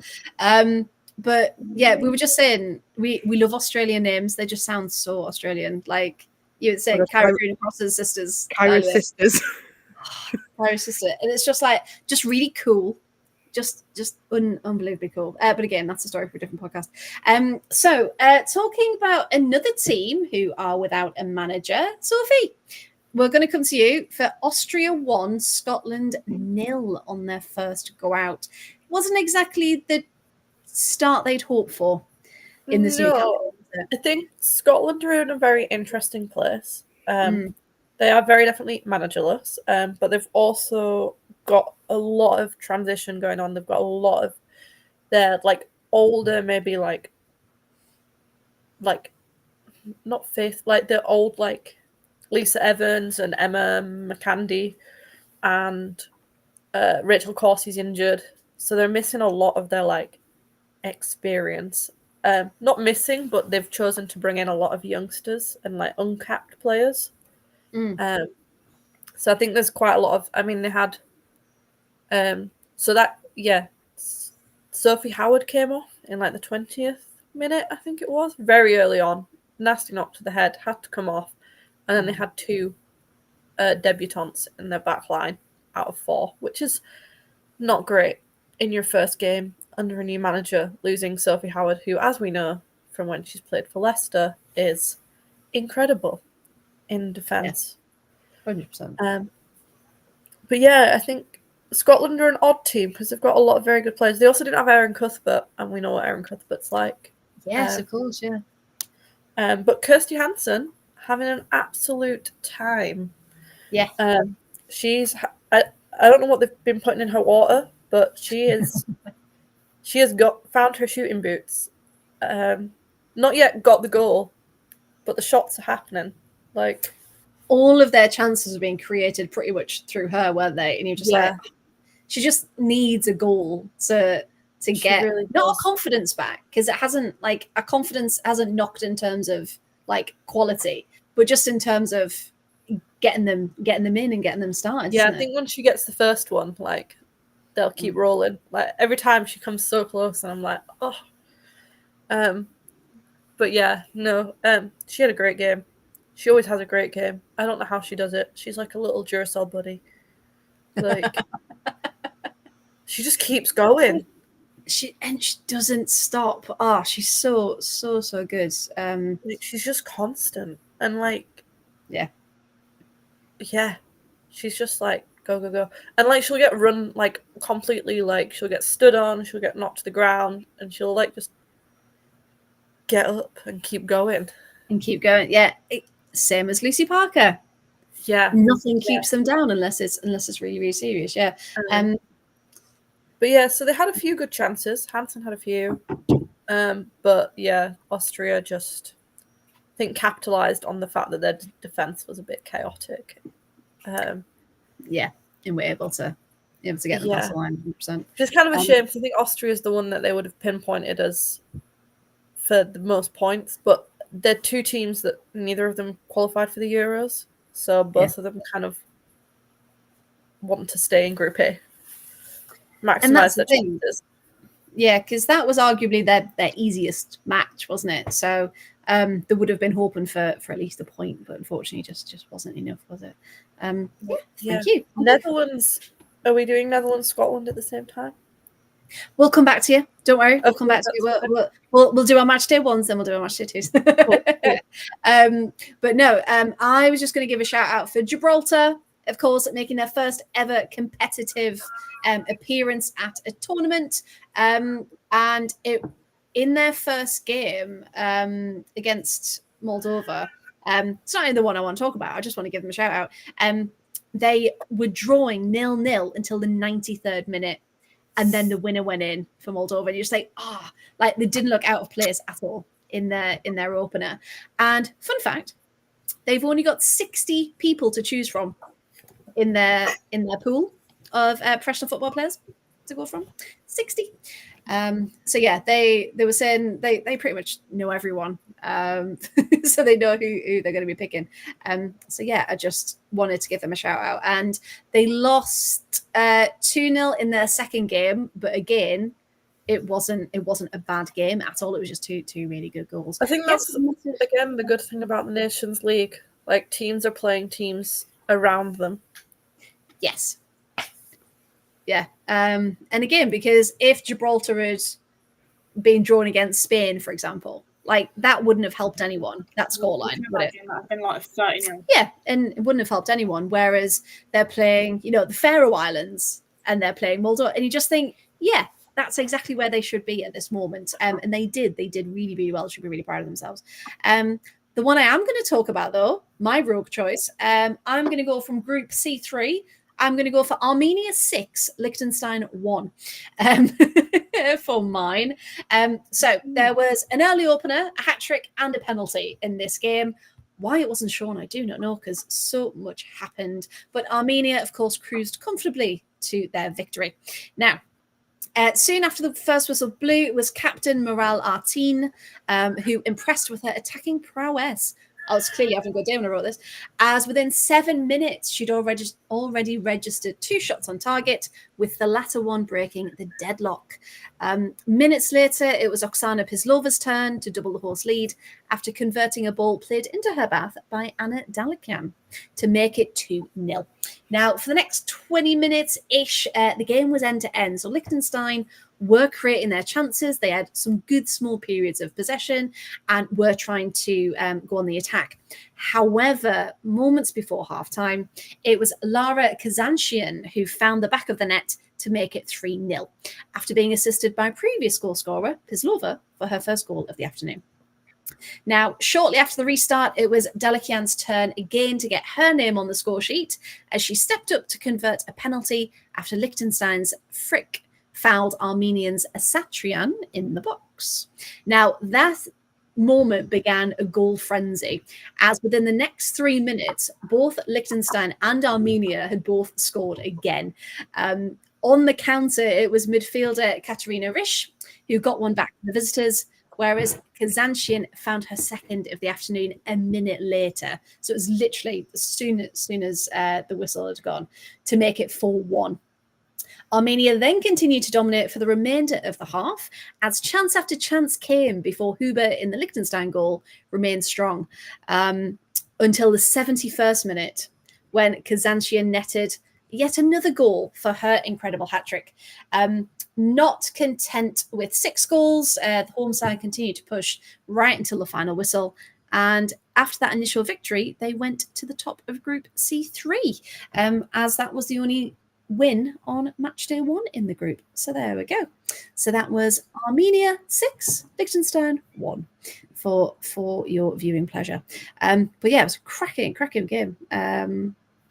Trying to read up about it. Now, Emma, we're going to come back to you. Notes. They're there in the right order. I've checked them. Perfection. And I've got your match report up ready as well. Oh, just a fact check. Oh, well done. We're growing into it. We're growing into the game. So this one was Netherlands, Germany. So this was a very nice matchup indeed. So talk us through it, please. I just want to start with Viv Miedemar captained the side. There you go. That was incredible. It's just her moment to shine.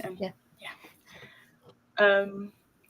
So it was I only saw the highlights of this. It was a 12-minute video of the highlights though, so it wasn't just your usual 3 or 4 minute video. It was very spicy. It was very physical. There was lots of shirt pulling, lots of fouls, that kind of vibe. Yeah. And I love a spicy game, so, in the 13th minute, I'm gonna bomb these names now. Give it your best try. Berenstein. Yeah. Gorgeous goal on the counter attack. Literally just like beat Knack. Can I just say Knack? Knack. Can I just say she had an amazing game as well? Rebecca Knack. Incredible. So she beat Knack in defence and slipped the ball straight through the legs of Ann-Katrin Berger. It looked like she'd come out to block it and just was slightly too slow. And the ball just slipped straight into the back of the net. Yeah, I can see the heartbreak on her face when she turned around, like, how has that gone through my legs? What is going on? Yeah. Really nicely played, but you've got to feel for her, really, because she knew what she was doing. She was doing the right thing. She was just slightly too slow on it. And then in stoppage time for the first half, Germany then equalised. Again, really, really lovely goal. Cross from Burl. Who now? Burl? B-U-H-A-L. Bull. No, B-U-H-L. Bull. Clara Bull. Oh, okay. Crossed it into the box and Kula? Who? Am I right? Kula? K-U-H-L-L-E-R. Cooler. Okay, yeah. Kula? I'm giving it a go.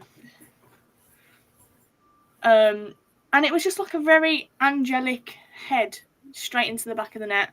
Slipped past Daphne Van Domslaar as she did reach for it, but it was like just inches away. So again, you've got to feel for her. She was going to the right place, but it just came at speed. Even though, like, watching it back, she jumped up in like slow motion and it just poked it in with her head. Like, it was so slow. But yeah, just slipped past her grasp, which is annoying.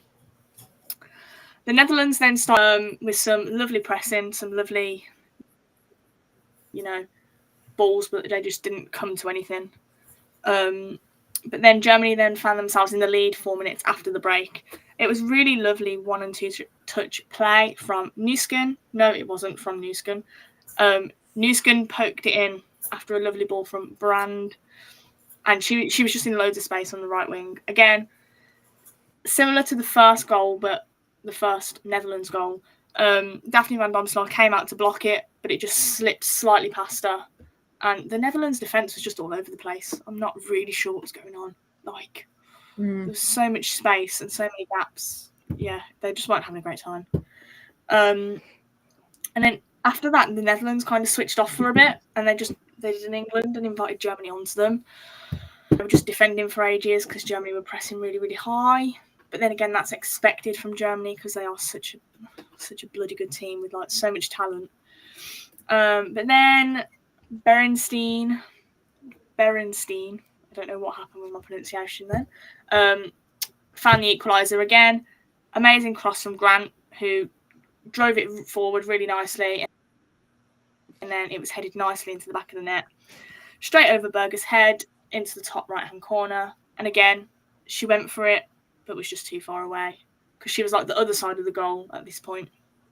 So it finished 2-2 and both teams just kept pushing. There was no like settling for the point. They both wanted the win, but their keepers just pulled off amazing saves. Daphne Van Domslaar was stopping shots left, right and centre.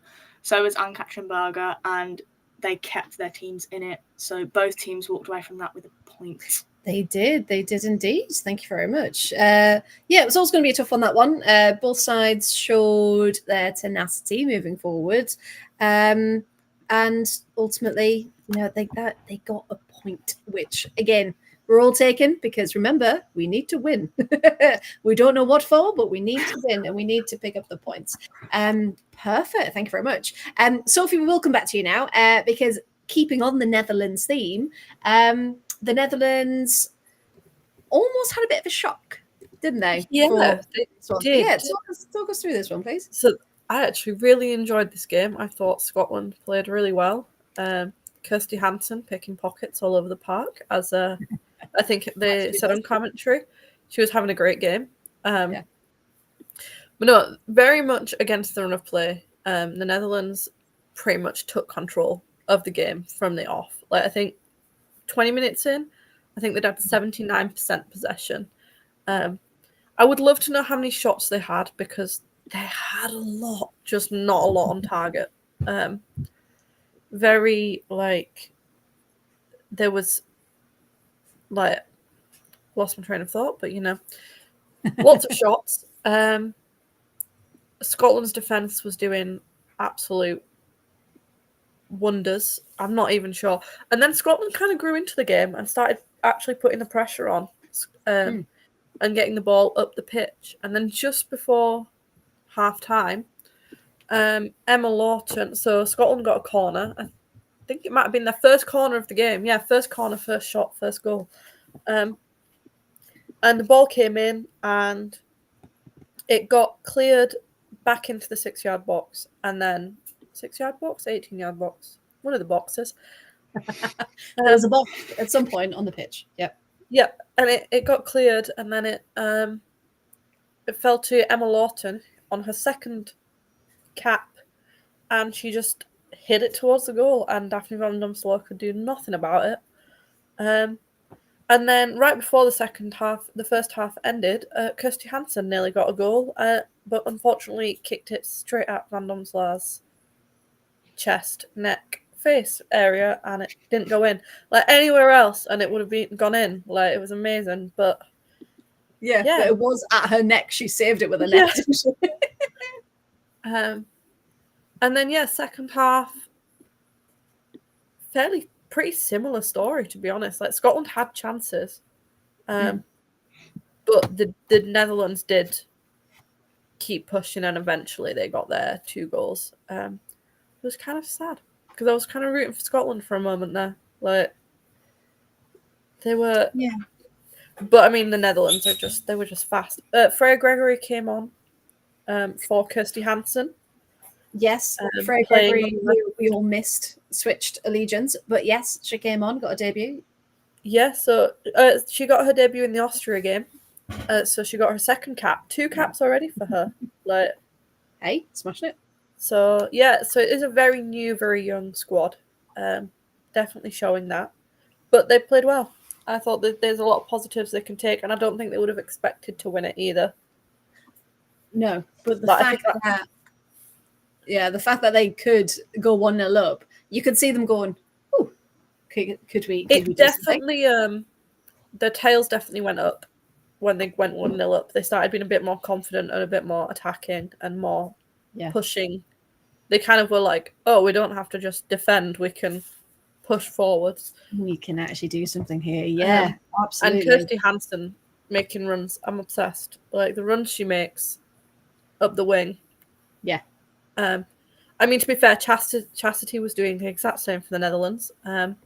Chastity got the second goal and then immediately got subbed off. I think the substitution was already readied, and then she scored. She kind of hooked it in at the back, I'm fairly certain. It was very much a sort of very scrappy kind of goal. But it's a goal, and it was her first one for the Netherlands. So her first one?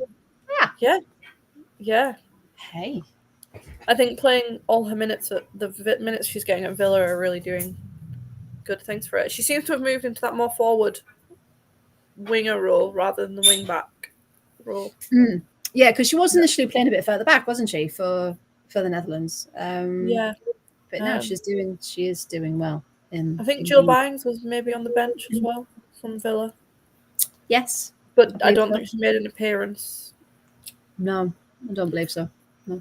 In either game, unfortunately.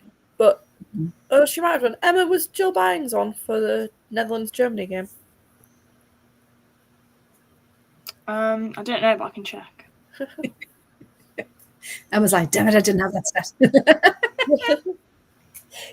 But yeah, no, it was. No, No. It was good, and it was at Hampden. No. So yeah, but Chastity's doing really well. Very well indeed. So And hopefully she brings it back. Bring it, because we need goals as our second top goal scorer has I will just say been. selfishly, I'm really glad Kirsty Hansen came off at like 60 minutes. Though I had got it into my head for some reason that we're playing Man City this weekend, and we're not. We're playing Everton. I thought it was the cup game this weekend. For some reason, no. For some reason, That's the last thing we need. yeah, that's what I was like. Let me sit on the way back now. But hey, we're going to talk about it because obviously we have Chloe, who is Everton. We'll talk about it at the end. And speaking of which, Emma Chloe, Wharton. back to you. For Slovenia 4, Republic of Ireland 0. It was a shocking first half. Carla Ward and Kate McCabe, and indeed everyone, have said shouldn't have happened. However, second half picked up a bit, but it just wasn't enough, was it? So yeah, can you talk us through this one, please? I can indeed. Carla and Katie were very vocal after the game, and I mean, Katie, you could hear the passion in her voice after the interview, saying, "This shouldn't have happened. We shouldn't have been like this. We should have put more chances away. All the girls, we love playing for our country, and it's just not acceptable." And even Carla was like, "Yeah, but also there's been calls for Carla to be sacked, and it's like she's 2 games in. Like, it's not even like it's a month or anything. She's literally been there for 2 games, and she's still figuring everything out. She's still figuring out who fits where. Like, before the game, Meg Campbell picked up an injury, so she was injured in the warm-up. Katie McCabe was meant to start on the left, but because Meg Campbell picked up an injury, and Megan Connolly, it's quite confusing with 2 All of the Megans, but we just go with it. Megan Connolly, so one Meg replaced another Megan. She came in and forced Katie to go higher up the pitch, which she probably wasn't expecting, because who knows what Katie McCabe plays anymore? Even Katie doesn't know Everywhere. what plays. So she had to go higher up the pitch, which probably threw everything off. I thought Aoife Mannion had a particularly good game in the first game. Just to briefly touch on that, I really enjoyed seeing her back in international after, she switched sides as well from England to Republic of Ireland. I like seeing her play in the first game, and I think she had an incredible game. But yeah, it was a game for them and for our court to forget, really. The hosts in Slovenia, in front of the crowd of 533 Not bad. people. Quite decent. They capitalized and scored after 3 minutes. It's just when it's so early, isn't it? It can go 2 ways. It can go, oh, this is going to be the tone of the game, or right, that can't happen again. Let's go the other way. And unfortunately, it was the kind of tone. Yeah. Unfortunately, it just didn't. So it was Lara Presninger who fired it straight past Courtney Brosnan into the top corner. She then got the second goal and flicked it right into the near post. Zara Kamzar added a third in the close range finish, and then that brought us to half time. And they scored their 4th at 82 minutes. So right at the start and then right at the end. Through Nina Kazuba, who just completely went on the attack and just managed to blast it straight into the net past our court. Although I was watching it from a dodgy stream, and it was silent, apart from a few little words from a commentator who kept calling who kept calling Carla not Carla. And it was like, her name Carla isn't a hard name. No. But hey, Clara, as she's now known, Clara Ward. Kept calling her Clara. Kept saying Clara Ward, and I'm like, Clara? Carla's not even that hard. And it was an Irish commentary. Clara. Her name's now Clara. But in the moments of silence, all you could hear shouting was the American accent of Courtney Brosnan and strong Irish accent of Katie McCabe. And the contrast of those two players, it was just absolutely hilarious because Courtney's vocal in games anyways. We all know this. Like, she's the most vocal on the pitch. It's you go to Wharton Hall, she's the only thing you can hear. She loves it's having brilliant. a good chat at the refs as well. Love it. But that's what you need from a goalkeeper, isn't it? Someone who's gonna, keep shouting throughout however many minutes that you're playing. But it must be great for the team though to get constantly told, and to get that feedback throughout the match. But yeah, we do love our Courtney Brosnan. And then another one of my favourite moments was about 15 minutes in when Courtney sat on the floor. And the commentators were like, "Oh, is she okay? Is she injured?" I'm like, "She's not injured. Have you met Courtney Brosnan Have you watched before? a game of football?" That woman is not. That woman loves a tacky timeout. That woman lives for a tacky timeout. She'll just sit on the floor and everyone will run straight over. And it's like, yeah. To be fair, you could see Katie Sigler going, and it's like, she's not injured. She's fine. The day she's actually injured, then we'll worry. But until then, we'll be quite sad. It's not. I know, but no. But yeah, Katie McCabe actually had some quite good chances in the second half. She managed to create a deep cross with Denise O'Sullivan before O'Sullivan sent the shot wide. Keeper Mersnick was forced to save from McCabe as she made a looping shot, which was caught by the gloves. And yeah, the best shot was Denise O'Sullivan, who made a very impressive run from one end to the other, but was denied by the woodwork. The Slovenian goalkeeper was very good. And also, that was a very feisty game. I thought there was going to be far more cards. Yeah, because I was surprised that there wasn't. And again, it's this idea of, it's Slovenia. They're good. They were the biggest, the threat in their group. Like, they were going to be the hardest competition. And yeah, 4-0 was probably right because of that first half where it just didn't happen. But the good thing about Carla Ward, though, that we really appreciated at Villa as well, was she went, yeah, that was me. I did that. I tried to do something new. It didn't work. Won't do it again. That's fine. It's learning. And just being very honest and open and frank about it, which we need more of, don't we, from some managers. So yeah. So yeah. Can I say I was very surprised that Rusha Littlejohn started both games? Yeah, that's another point that I'm keen to dive into because, and it's exactly what I said with Alana Kennedy starting for the Tillies. Like, it just that makes she's been on holiday in Miami for 3 weeks. I know, she's not played football for. When was she released from London Well, it would have been City? before Christmas, mid-January, wouldn't it? Was her last Yeah, game that's what not I mean, maybe the last international camp? Possibly. I don't know if she played for London City Lionesses in the last I don't think she did. No. in December. Oh my God, she didn't. She's not played a game of football for however long. I was surprised she was selected for this camp, to be honest, but it showed that she hasn't played because she was not I don't even know what she was doing half the time. I don't know why she was selected. It's an odd choice from Clara. I think it's one of those though, isn't it?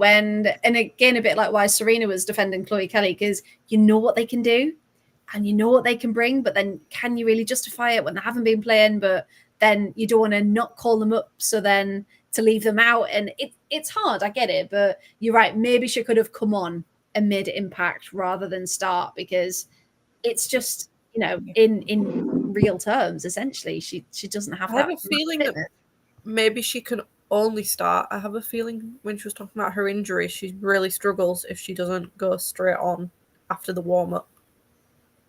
Oh, okay. Maybe. Oh, Watch this space then. It might not be Rusha, it might have been another player that was saying that, but they really struggle if they do the warm up and then have to sit and wait to come on. Their legs don't work. I mean, that would make sense. That Does sounds struggle, very Russian, doesn't she? to be fair. Does struggle a lot. So maybe. And then you don't want to use a sub in like the 20th minute into the game. So it's hard. It's hard. And hopefully Russia gets a club and she gets back into playing and she gets back into managing a minute. So hopefully, it's not the last of her that we've seen. But yeah, all of these shouts for Carla to be sacked need to all get in the bin because it's So 2 weird. games and she literally won the first one. Like it's not as if they were both like 7-0 batterings. It was, they won the first one and then they just didn't do well enough in the second. But that can be fixed. That can be fixed because she knows what doesn't work now. And also, the second half did have some promising moments. Yes. Like they did have more attack and more chances, but it's like I've said previously, Carla is still figuring it out with Ireland. Like this is a group of players that half of them, if not the majority of them, she's never played with before. Yeah. She doesn't know how they play. It's like their club position is different to their international position. Like she's figuring them out. She's figuring out her best 11 essentially, and she's not going to get it on the first 2 games. Yeah, they won the first game, but even that I felt was quite scrappy. She just needs that time to figure it all out, and then I think once she gets it right and figures out how to best use those players she's got, then Ireland could be really good. Because they're on they're starting a new journey essentially, aren't they? They've got to have that support rather than, the usual armchair managers be like, Saka, put someone else. And we were talking about this earlier. Someone else, heard the news today that Matt Beard, unfortunately, has left his position with Liverpool. And someone straight away in the Villa group chat went, Matt Beard should come to Villa. It's like, we've got a manager. Like, you don't need to mess with what's going on. And, we don't know the reasons behind that. And weird timing. She's had 3 games with us. Like, come on, guys. Like, Yeah. And it's ridiculous. Like, if it got to the end of a season and we had 10-0 losses in every single game and it was awful, fair enough. But as it's been like 3 games, yes, we need to stay up. Yes, we need to get points, but it's just there's a way to do it, guys. We need to be patient at some point. Right. We've got one more match report from me then. I'm going to go rogue again. There was some cracking matches. I wish I could talk about all of them. So if people haven't seen already, every single match from match day 1 and 2, I've done match reports for, and they are up on the website, the 115 Yards website. If you haven't looked at it before, please do give it a little click. Every click helps.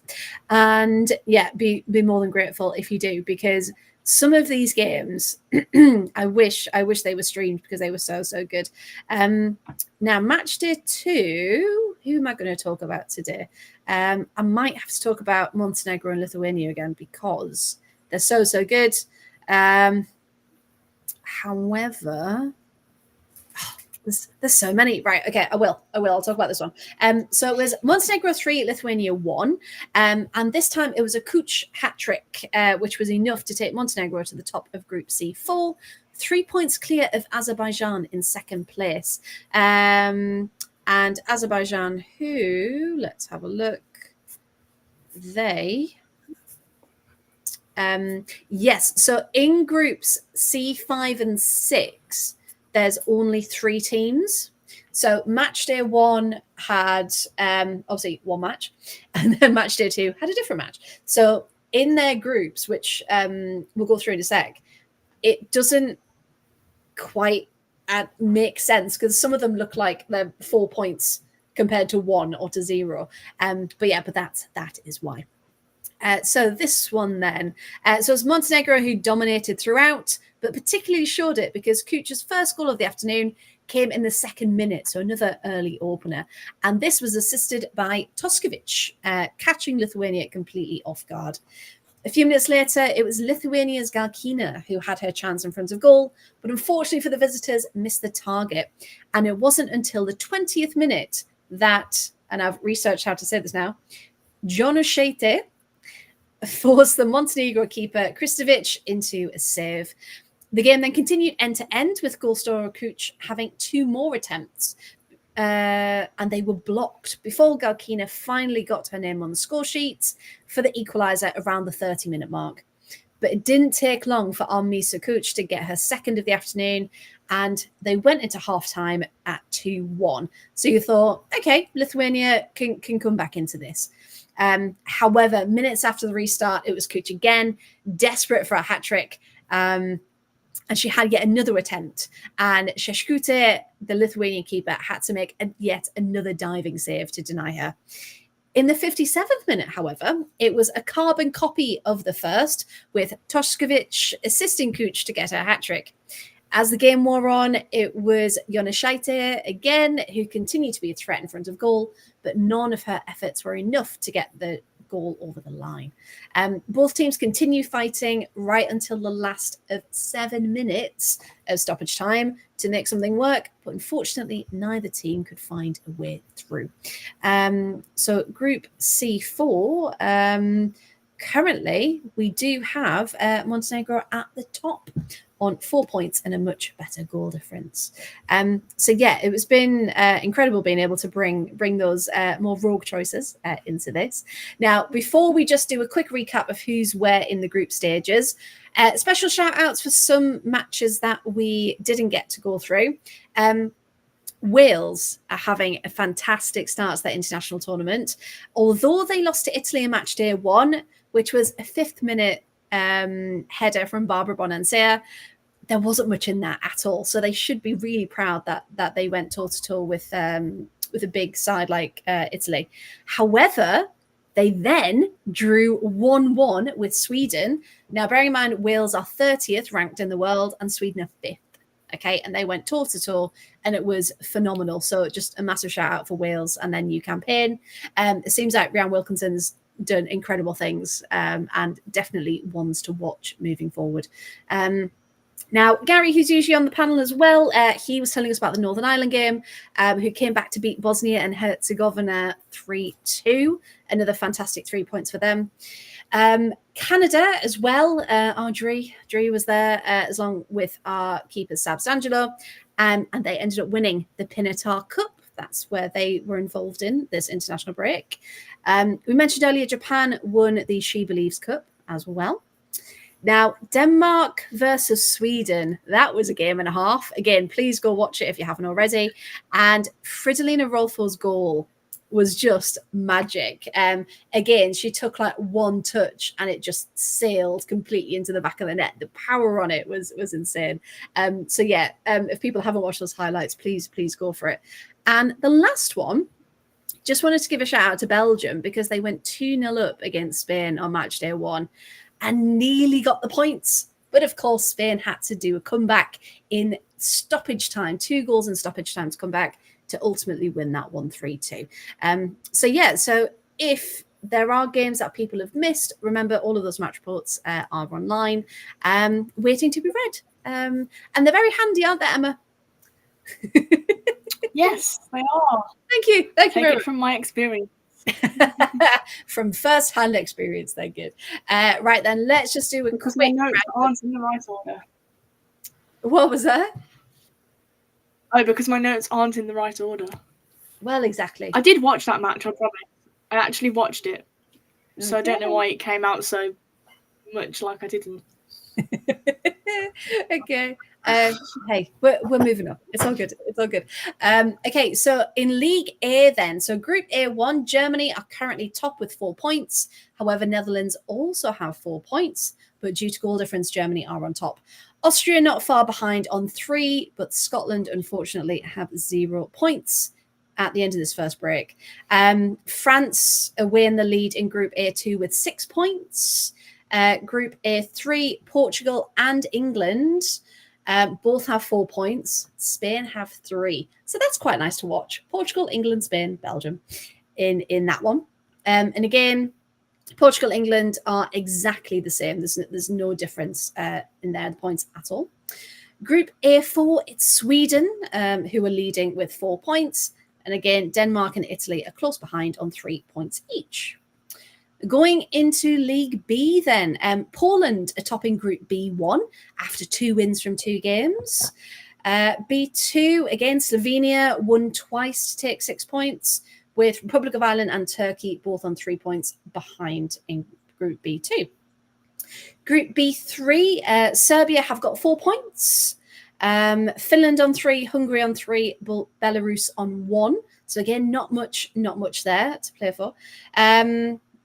Group B4 then, Czechia have 6 points. Ukraine have 6 points, whereas Albania and Croatia, unfortunately, have nothing. So very, very tight in Group B4 as well. Coming into our last league, which is League C. Group C1, Slovakia have 6 points after their 2 wins. Group C2, Cyprus also have 6 points. Georgia and Malta fighting it out on 3 points. Andorra on 0. Group C3, Armenia again, 1-2 from 2, so I've got 6 points. Luxembourg have 4 points, Kazakhstan on 1, and Liechtenstein on 0. Now, Group C4, we've also got... Why is that giving me the... there we go. It was giving me more matches. I was like, I don't want to matches yet. Montenegro are in first with 4 points, and Azerbaijan have 1, Lithuania have 0. So it looks like a massive gap there, but remember, some have only played 1 match. Group C5, it's Israel who've got all 6 points, with Estonia and Bulgaria on 0. And finally, in Group C6, Latvia and Kosovo have both got 3 points each, with North Macedonia having 0 at the bottom of that group.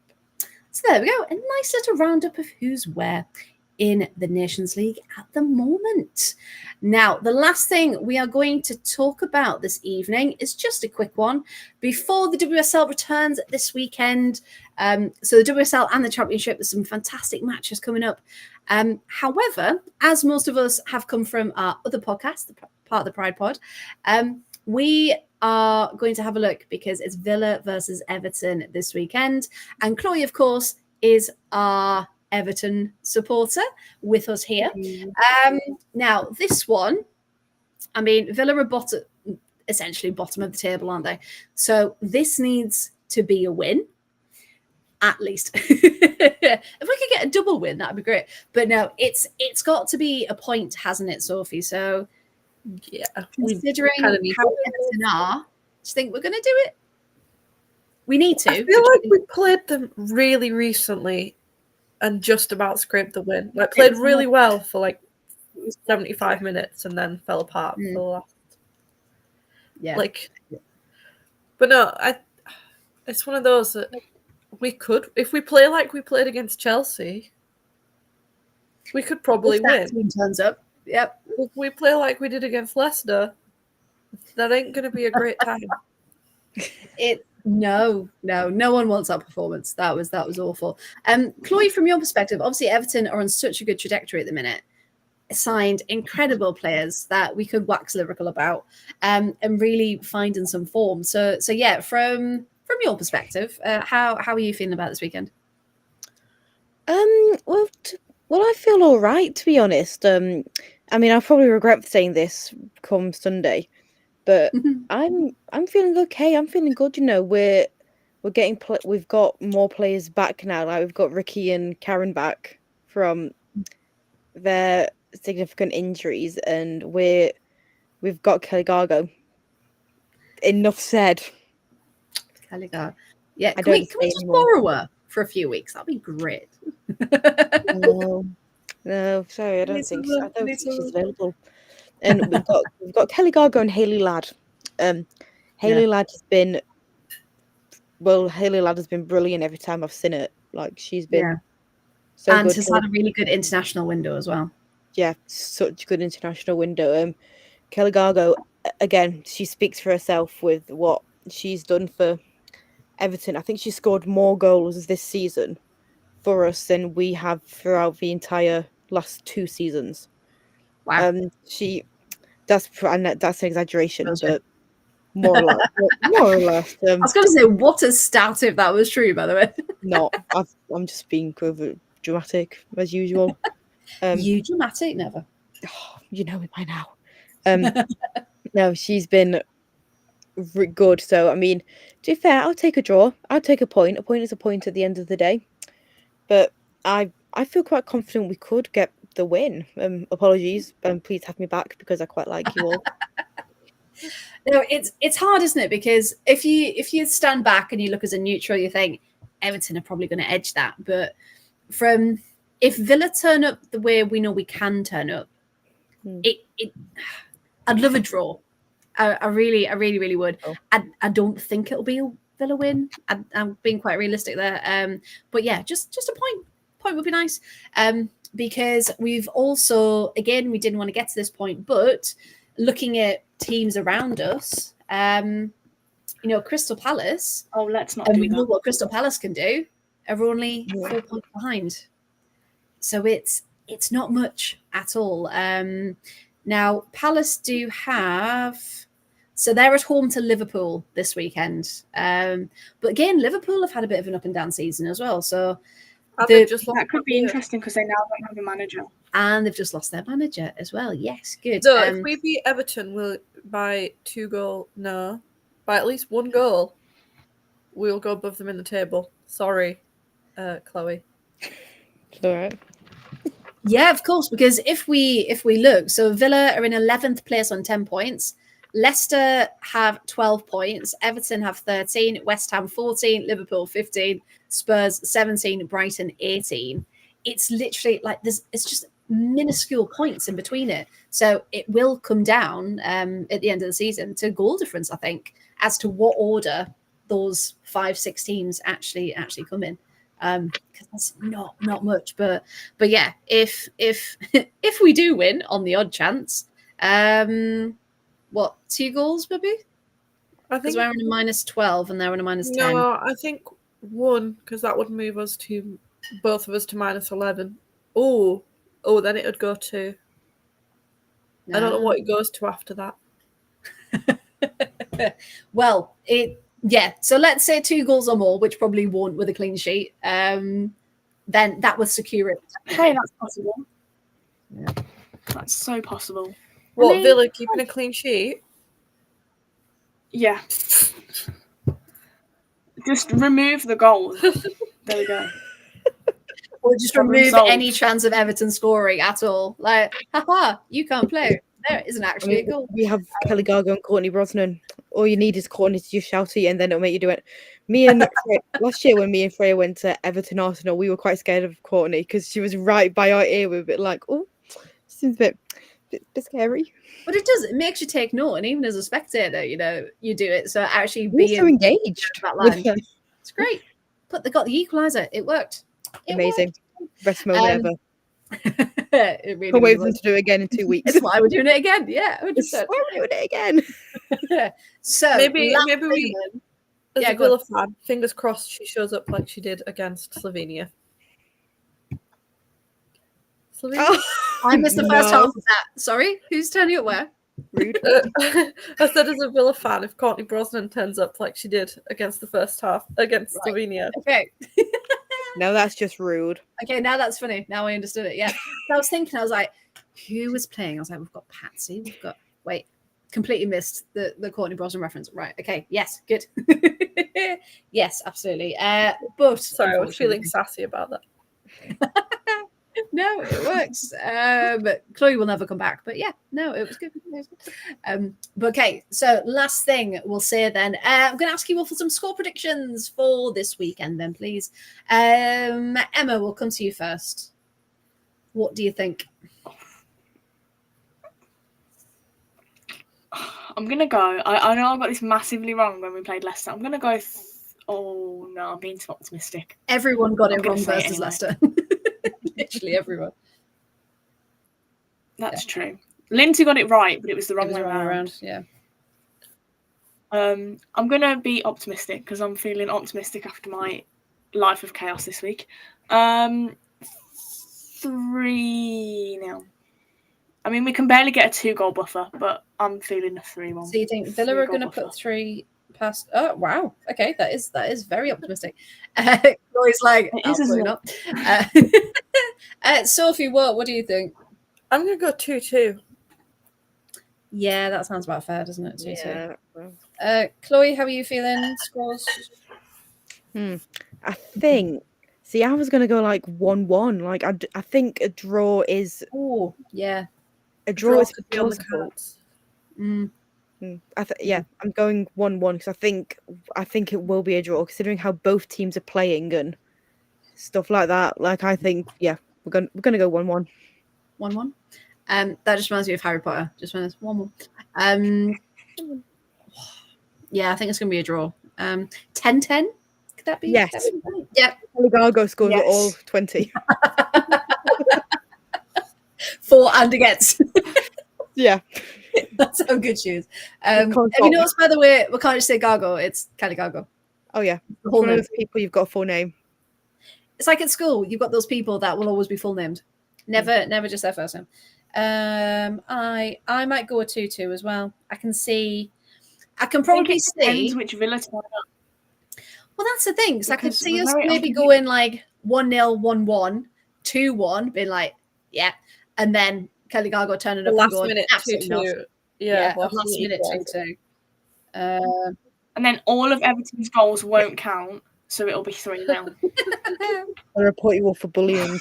Because it's like how it works. They score them and we just go, nope, ours. Yeah. Last minute equaliser. Yeah, that sounds good to me. Perfect. Right. I think let's leave that one there then, shall we? So thank you all for joining me this evening for the first ever live Whole 115 Yards podcast.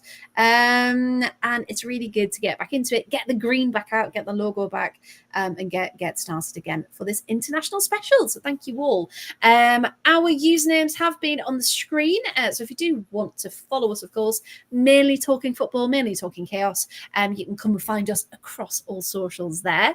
And our new outro video, which I'm going to post in a moment, has everywhere where you can follow the Whole 115 Yards as well. So if people have, come to us, come watching tonight from Part of the Pride, we will be back next Thursday at 8 o'clock as normal, talking hopefully a point, maybe even a win. Who knows if things go very, very strangely. But yes, we'll be back on Part of the Pride Pod YouTube channel next week, talking all things Villa. And we hope that you join us. So thank you very much. And I'm just going to put a reminder on. The microphones don't automatically mute, guys, so please don't rustle anything. As the end screen it comes on, Emma, looking at you. So It was not me. out of the four of us, who's going to rustle? Me. Exactly. So yeah, thank you so much to everyone watching, listening, and this will be up on Spotify very soon as well. So thank you very much. Good evening, and we'll see you next time. Goodbye.